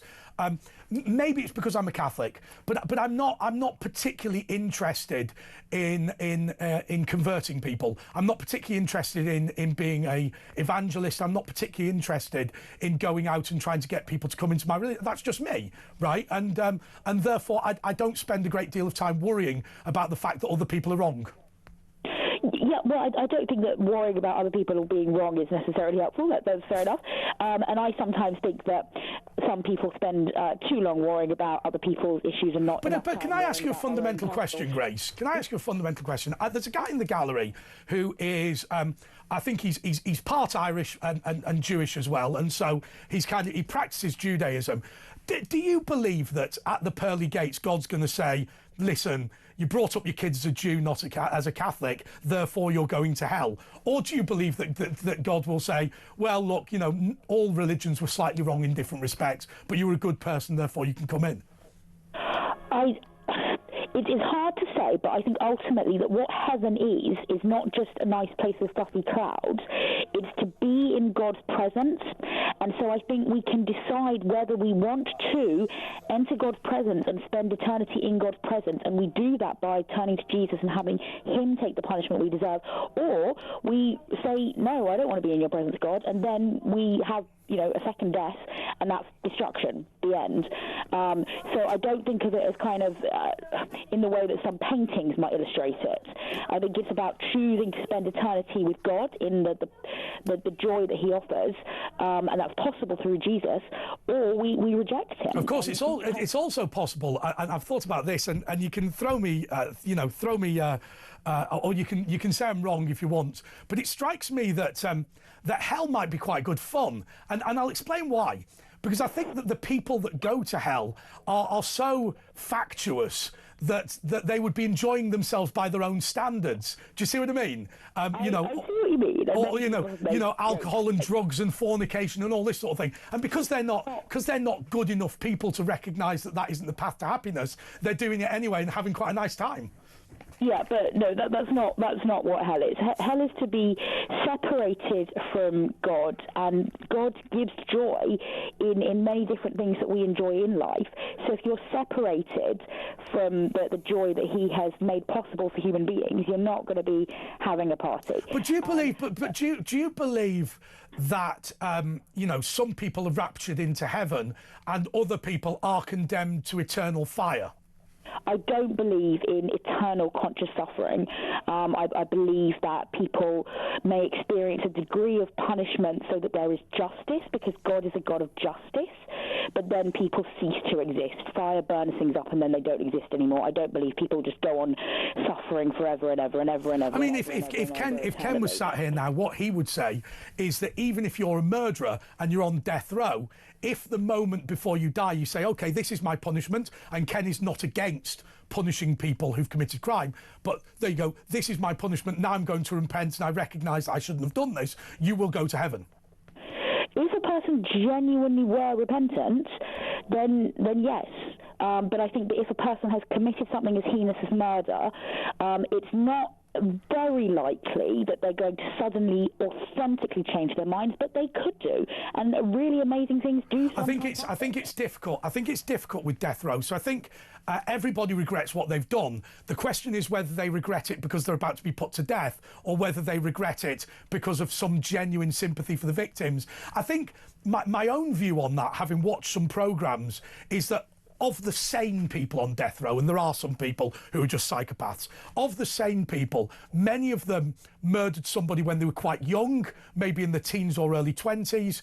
They've reflected on that over 40 years and are just, I know this sounds like a stupid thing to say, are just more capable of understanding what they've done wrong, and have more of an ability just through maturity to reflect on it in a way perhaps they couldn't do when they were younger. Also remember, what's his name? Is his name Jeremy Dean, the KC who comes on this show? As he said, the vast majority of people who've killed somebody, it's a debate between manslaughter and murder. They did it accidentally, or they went too far in a fight or whatever. There's very few people who literally sit there and go, I wish to kill this person, and then forevermore don't regret it. Yeah, and I think that the human brain and the capacity for good and evil is really complicated. I think that we shouldn't presume that there is... Some people want to presume there is no such thing as evil, and that anyone who commits a crime is just a victim of circumstance, and I don't think that's true. I think that people can be legitimately evil. But let's just bear in mind one thing, and this is where I do feel sorry for some people in the public eye. If on this TV show now, Grace, I was able to tell everybody everything you've ever done. There would be bits of it you wouldn't be proud of. And I think one thing that worries me, obviously, you've got to remember one thing, just to be clear. I'm not actually sat in your lounge. I'm sat in a studio in London Bridge. But, so our relationship is not real. But there is a great tendency nowadays to feel that people are a personal narrative. You know, there's lots of different things about me, not just what I do at the moment. And I think you've got to remember that good people can do bad things. It just is the nature of the beast. Yeah, I think that one of the issues that all of us can have to some extent is that in part, as Ken said, we're proud, and in wanting to avoid recognising our own sin or flaws, whatever word you might want to use, we defer that by looking at what other people have done wrong and focusing on that, because we don't want to face up to the fact that we ourselves have done things wrong, even if it's to a different magnitude. Yeah. Well, can I tell you something? Oskar Schindler continued to say that his best friend was Untersturmführer Amon Goeth, who you will remember from the film Schindler's List. For, you know, he was a horrendous murderer who was executed after the Second World War. Rudolf Höss, the camp commandant at Auschwitz, his children say he was a good father. And I know that's a very extreme example, but I don't believe it is true to say that you should expect him to be a bad father just because he's an evil Nazi, because the two don't necessarily conflict. No, absolutely. And, well, I think some people... I mean, that's a very extreme example, I will say. Well, some people might argue that that's about wanting to continue one's genes and the instinct that one has towards one's offspring as opposed to other people. I think that it's fundamentally important that we can care about human beings even if we're not related to them. Well, in the book, I will say one thing, and we don't want to get into Nazis and the Holocaust, but in the book Ordinary Men, about an auxiliary police unit which participated in the Holocaust, the prevailing view is that the members of the policing team hated the job of genocide but believed it had to be done, and therefore did it in order to keep up their end, if you like, for their duty to the Reich. I mean, it's a crazy thought, but when you put it like that, I think it's perfectly possible to believe that these people, in addition to being genocidal maniacs, were also quite nice guys down the pub. I haven't met any of them, but I presume that some of them were brainwashed to some degree, but yes. Also that human evil does exist. Yeah. But as I was saying, I think sometimes we need to, we can condemn the Nazis, and it's important to learn about that history, but also we do spend a lot of time feeling angry with the evil carried out by other people, and nowadays, as you said, focusing on the evil or the wrongs of celebrities or politicians. Sometimes we maybe need to spend a bit more time reflecting on Grace, our own Grace, we are massive. We do, and recognising that we're all flawed, albeit to different extents. But as Ken said, we need to get over our pride, and I believe that Jesus offers us forgiveness even though we don't deserve it. OK, Grace, we're massively over on the break. Do you know what? I do think I should make the following point. Obviously, a couple of moments ago, I gave quite an extreme example of people who participated in the Holocaust. I just want to be absolutely crystal clear. Just because they may or may not have been nice to their kids or may not have been fun down the pub should not, under any circumstances, be given as a mitigation for the crimes they committed, which remain absolutely horrendous. The point I was making was that you know, good people do bad things and bad people can do good things on occasions, and I think none of us are as black and white perhaps as you think, although obviously the camp commandant at Auschwitz, the fact that he was nice to his kids should offer nothing whatsoever in terms of mitigation for his crimes. I'll be back in a moment.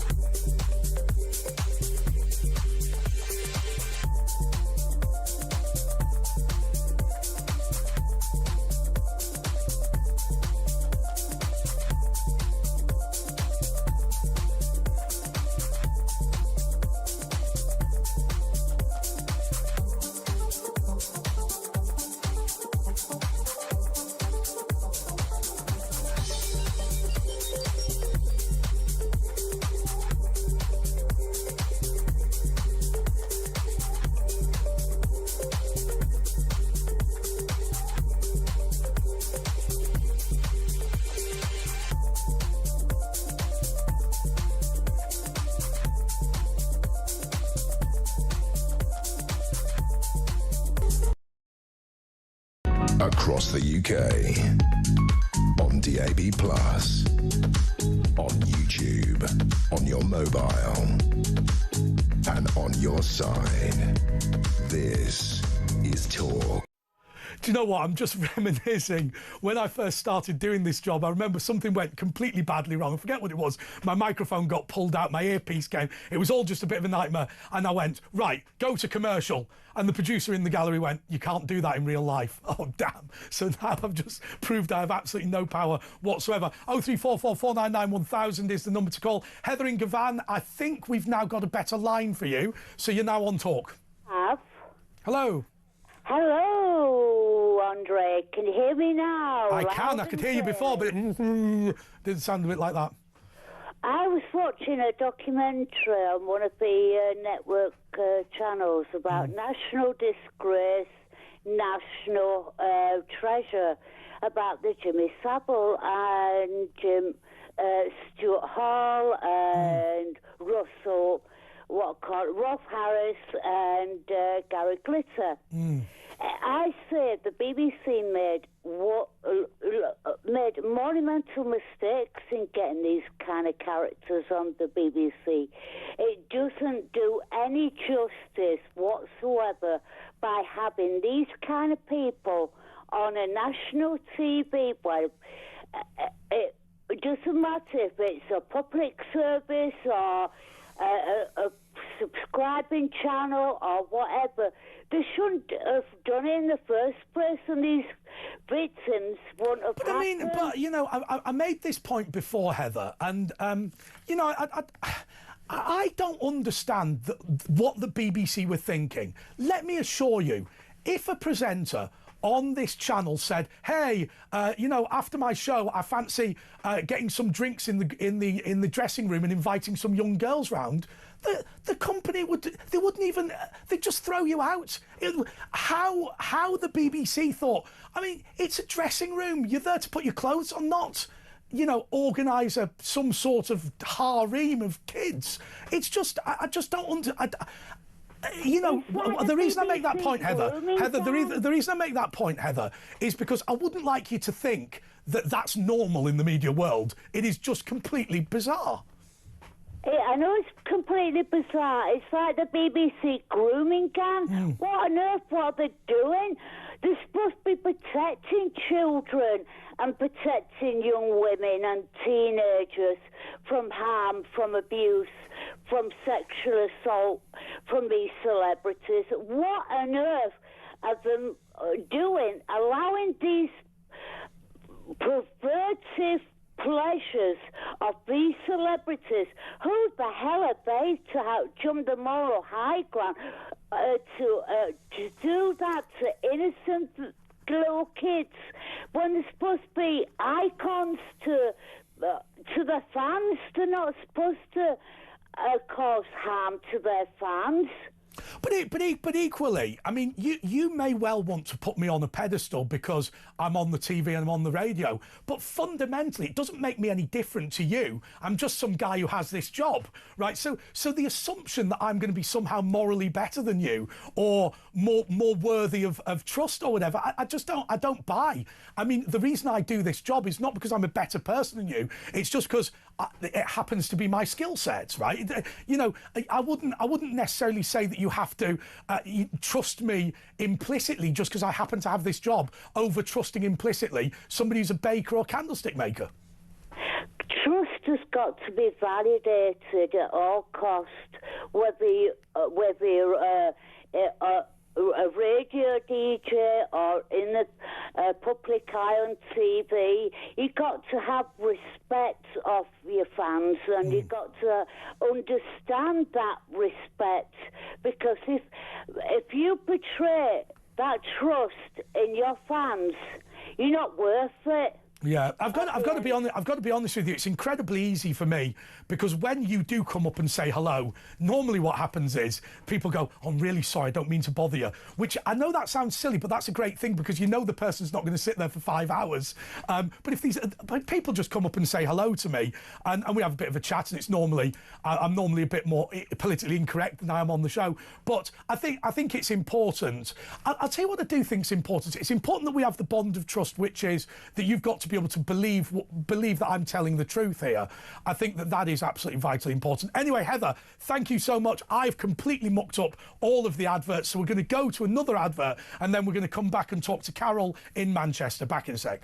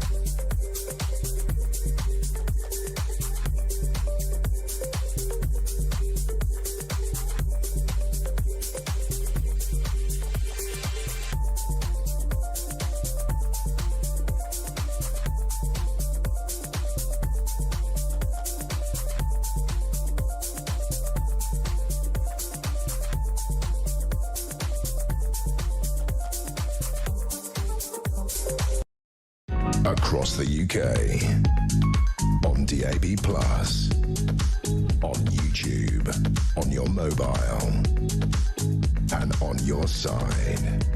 This is Talk.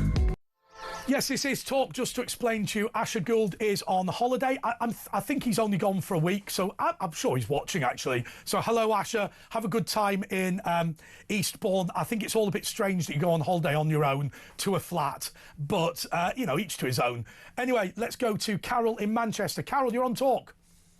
Oh, good morning to you. Good morning. Fantastic. I'm just going to give you 10 seconds because we heard about 25 seconds regarding with religion. Totally agree with you. This is a Christian country. At the end of the day, it's like every country has their own religion. And no disrespect, I have no disrespect on anybody else's religion. But when it comes to encroaching in the country that we are, please respect us. That's all I've got to say. But the other thing that I was going on to was, again, with the television licence with it. Yeah. And I think we've gone round the world with everything, with what's going on with the BBC, who it's offending. It's been offending for years. It's been going on and going on and going on. What it's offending is what I know with lots and lots of people. As you know, I talk to lots of people. And what's offending is that we're going to be paying £180 for something we don't want.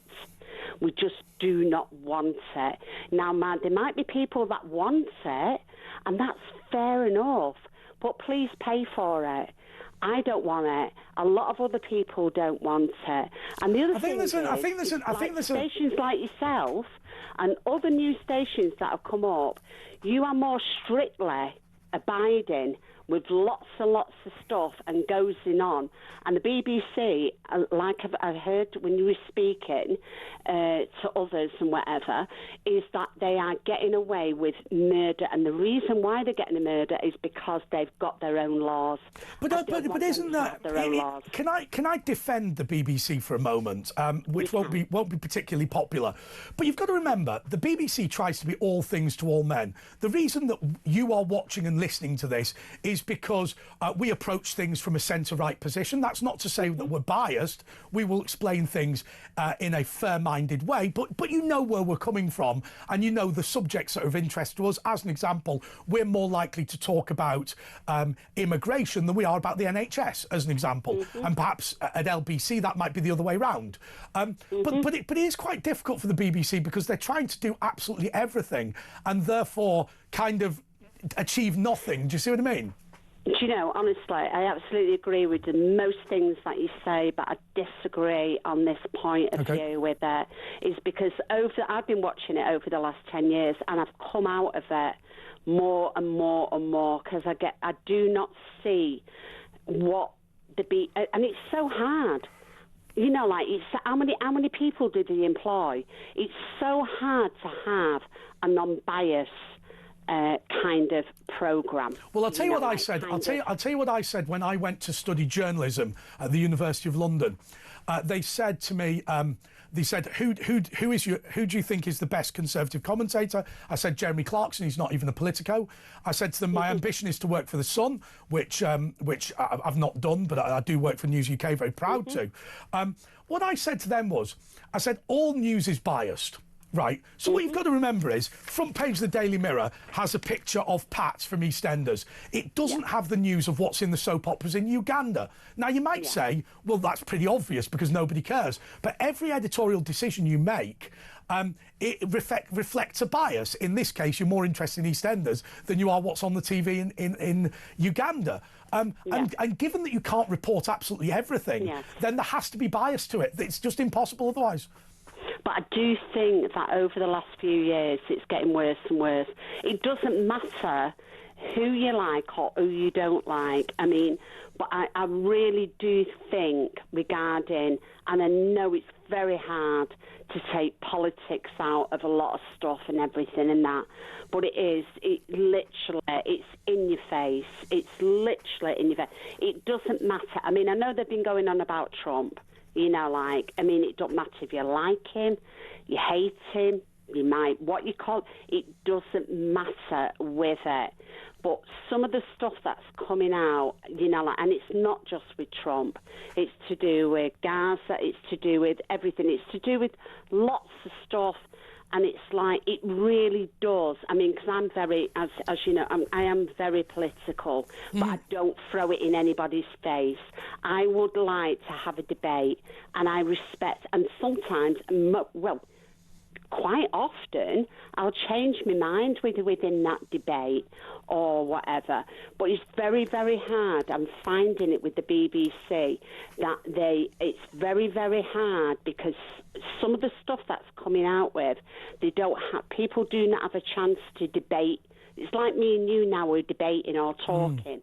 And unfortunate, within the news channels now, and it's not just the BBC, I see on Channel 4, it's absolutely shocking over the years, you know, like that they're having these, you cannot get back and say, right, I don't like that, or I think that's wrong, or what you call it, and it's very irritating when it's in your ears every single I'll tell you what I find extremely frustrating. The rank hypocrisy. So first of all, we're not bothered about the fact that Xi Jinping has 2.5 million Uyghur Muslims in concentration camps. But somebody pointed out to me the other day, right, think about this.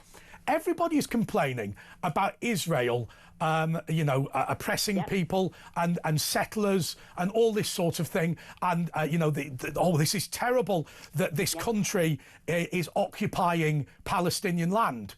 145 miles from Israel, we are in the 51st year of an Islamic country, Turkey, occupation of northern Cyprus. They invaded in 1974. Around half of Cyprus continues to be occupied by a foreign Islamic government. 145 miles from Israel, and nobody cares. My friend's just going there tonight, and we've had that discussion about it.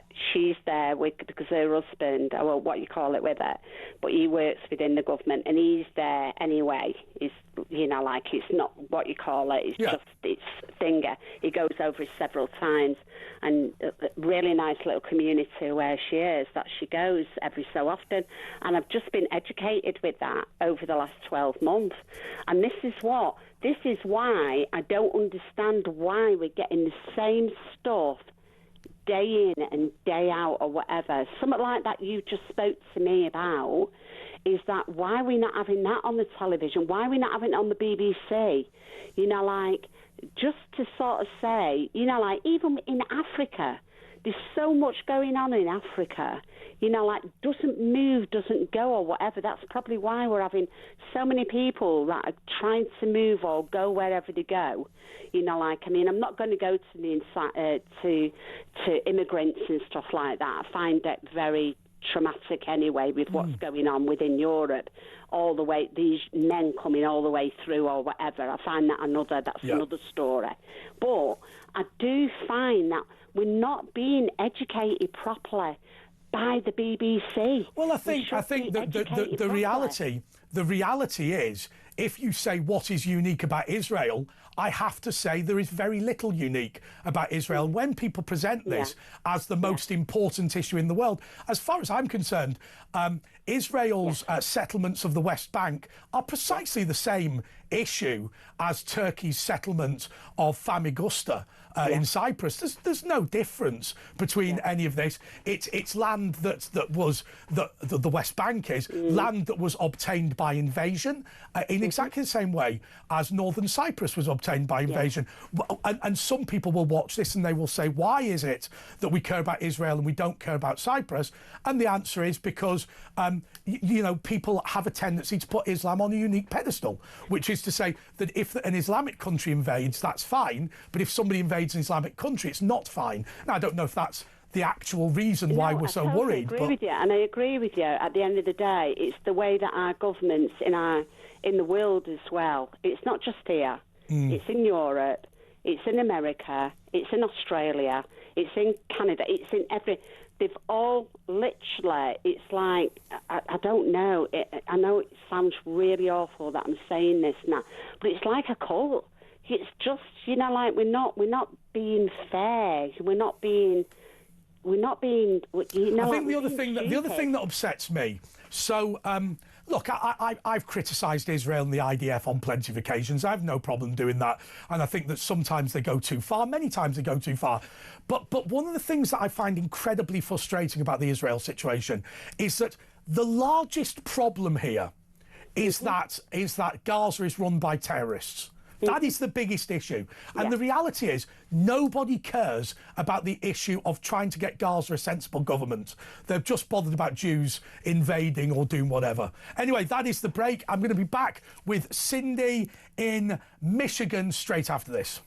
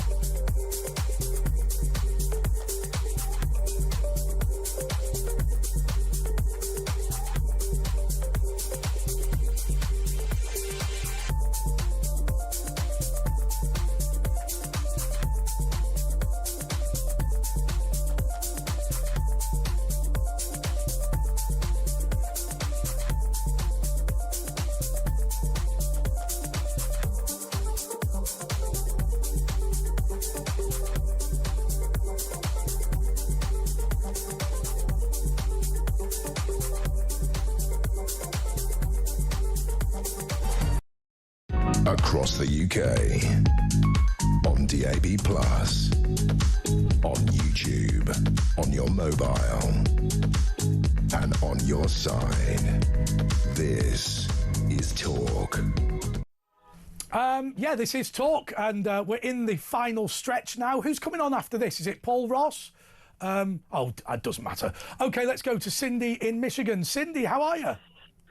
Oh, great, Andre. Good to talk to you. You too. And you know, if I haven't told you lately, you are utterly fantastic. Thank you so much. That's so nice of you. Truly. Yeah, I wanted to talk about the BBC, and they finally issued their apology to Trump, right? But I still hope that he sues the pants off of them. Somebody told me that it's quite hard to sue somebody for defamation in the United States of America, but if you win, punitive damages can mean that £1 billion would just be. True. Well, it's up to the jury and the judge.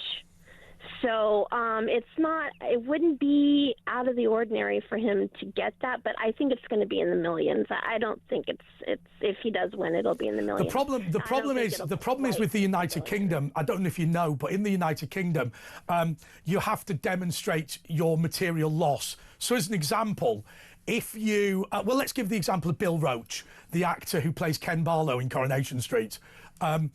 So he's a soap star in the UK. Basically, he sued a newspaper for saying he was boring, and he did win. But they said you can't demonstrate any financial loss, therefore we're awarding you damages of zero, and we're not awarding you your legal costs, which were £600,000, which virtually bankrupts him. And what they said was, we accept that you are not boring, and in that sense you've been defamed. But the fact that it's caused you no financial loss means there's no compensation to award you. Oh, that's awful. That's the way it would work in Britain. Boo. So Donald Trump. So what in Florida? So what would happen with Donald Trump? Imagine he didn't win the presidential election as a result of what the BBC had said. He could sue the BBC for 5 years of his £200,000 salary, but that would be it. Ugh. Yeah, he's gonna. I know he's gonna have better luck in Florida. That's definitely. Yeah, odds are in his favor. How upset or otherwise are you about this? Because it seems to me, I think that there was a remarkable level of stupidity when it came to the Biden election. First of all, it is wholly legitimate for people to question the electoral process. It's wholly legitimate for them to bring examples of electoral fraud, and it's wholly legitimate for examples of electoral fraud to be debated when the matter comes before the Senate. The fact that any of these things happened, I don't understand why people lost their shiz over it. Well, you know what? Even if it were a simple person, I would understand. Like a non-famous person, even if they were upset, I would totally understand it, because this is a news organization that should know better. Yeah. I mean, any journalist worth a grain of salt would know better. This was such an easy thing not to have done. I've watched various commentators, and Owen Jones, as an example, said something like, "We all know it's an unarguable fact that Donald Trump attempted a coup d'etat and organised an insurrection in the Capitol." Now, my line is this: it is simply not beyond any debate or any doubt that he did that. In fact, I personally don't think he did it at all. But this idea, he definitely did it. It is a definite fact. I just don't think the facts bear that out at all. I agree with you, but there's a lot of people out there that would watch that tape and think that it was totally true. I mean, the other thing is, Cindy. Even at this time, there's a lot of people that don't know any better. But the other thing is, Cindy, I mean, there have been plenty of occasions where a mob has got out of hand. Right? I mean, you don't, when you invite people to an England football match and some of them riot on the pitch, you don't say to the England football manager, you caused an insurrection because you encouraged people to watch the match. It's just garbage, isn't it? It is total garbage. But, you know, there are people that, let's say they want to believe what they want to believe because they just don't like him. What happens next? Will J.D. Vance run for president? I believe so, and I hope so, because if he does, he's got my vote. Okay. Oh, I love him. I've watched an interview with him on Joe Rogan. He's so good. He's so intelligent. I love his views. He's great. I think he's been a better partner than Mike Pence, hasn't he? Oh, most definitely, yeah. Most definitely. And he's more he's just so well spoken, highly intelligent. He's really got what it takes. I also think that that whole thing about being disrespectful in the Oval Office with both Starmer and President Zelensky, obviously threw Zelensky out. He had to go at Starmer for lying in the Oval Office. You know, I like the fact that we're starting to be much more honest. I like it too. Oh, yeah, for sure. We need more honesty, and the BBC could learn a lot from honest places. The big problem is, Cindy, I'm going to cut you off because we've got to go to another caller. But the problem with the BBC is they are just obsessed with Donald Trump being evil, and they just can't get through their heads that things that he does. They genuinely seem to believe that he's going to take over the country and abolish elections. Madness. Okay, Carl is in Portsmouth. Carl, you're on talk. Hi there. Hello. Hi, yeah, I was just wondering, with your conversation earlier on with George Madwick, about you had local elections and national elections, and I just wondered how the announcements today that the local mayor would now get the powers of the police and crime commissioner. Yeah, I mean, I don't think George was very keen on that idea, simply because you're going to appoint a deputy mayor for crime and policing. I think I have to say to you, I think there's a lot of problems with British policing, and I think things have gone badly wrong. But instinctively, I don't think police and crime commissioners are making things worse. I think they're probably making things a bit better. I would agree. It's just the power that this mayor is going to get.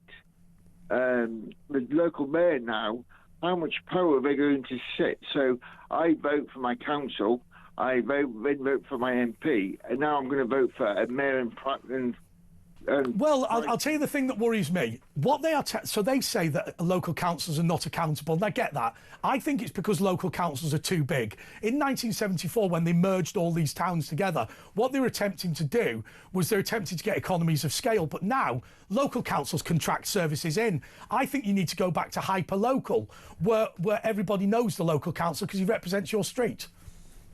Well, then you've got LGR coming in as well. Yeah. Well, the LGA is more of a trade organisation. I mean, I don't think it's that great, to be honest, the LGA. But I'll tell you my criticism. No, I'm talking about with local government reform, where we're going to have like these national councils, almost with the mayor and now. Yeah. So I'll give an example of where I live. The proposal where I live is to merge Bracknell, the Royal Borough of Windsor and Maidenhead, Slough, and something else, and create something like, what is it, East or West Berkshire, I can never remember which, council with a directly elected mayor. I think it would be horrible, but that is the plan. Yeah, I think that the government are just not looking at who's got the power and who will be in charge of what. Well, I personally don't think that these regional mayors have been particularly great, to be honest. I think Sadiq Khan's been awful. I think Andy Burnham's a bit better, but I could see Manchester surviving without Andy Burnham. I think the problem that we have with Sadiq Khan is the worse he performs, the more electable he becomes. The reason is because he blames the government for every fault, and he's got 75 press officers. So the irony is, the worse Sadiq Khan runs London, the more likely he is to be re-elected. Yeah. It just seems crazy. I don't think they've got an idea of what it means. Well, of course, the other slightly confusing thing is we now have two different types of mayors. We have the mayors who are the representatives and the mayors who are executive mayors. We're creating a real dog's dinner, if I'm being totally honest. Yeah, and I just think we're creating costs where we can't afford them. Absolutely. Absolutely. All right, thank you so much. Well, do you know what? I think I've had quite a good time. That was Carl in Portsmouth. I just want to say one thing. Look, you know, we attempt to be scrupulously fair on this channel. I think it has been a bad week for media when you talk about the BBC, simply because no matter how much you hate Donald Trump, no matter what you think of him as a politician, we can all be critical because he is a bit aggressive and so on and so forth. You know, to fake things in that way. And what galls me is the way the BBC call us biased. We're not biased. We come from a particular point of view and we attempt to reflect what our audience are interested in. And we talk about the stories that that we think that those audience members are interested in. What we don't do is come on and lie when we disagree with a particular person. You know, we don't like Sadiq Khan, but we don't edit his clips in a way that that is unacceptable. What we try and do is we try and be fair, but we come at it from a certain point of view. OK, well, I'm going to be back at 10 o'clock tonight or tomorrow. It's always really bizarre leaving work on the same day that you come back. Thanks so much for everybody who's got in touch with the show. We miss Asher, don't we? Yeah, I think we do. Have a great time in Eastbourne. And I've got to be honest with you now, I'm chilling out, I'm relaxing, I've got a minute left, so do you know what I'm going to do? I'm going to deliberately waste some time by going through the front pages. The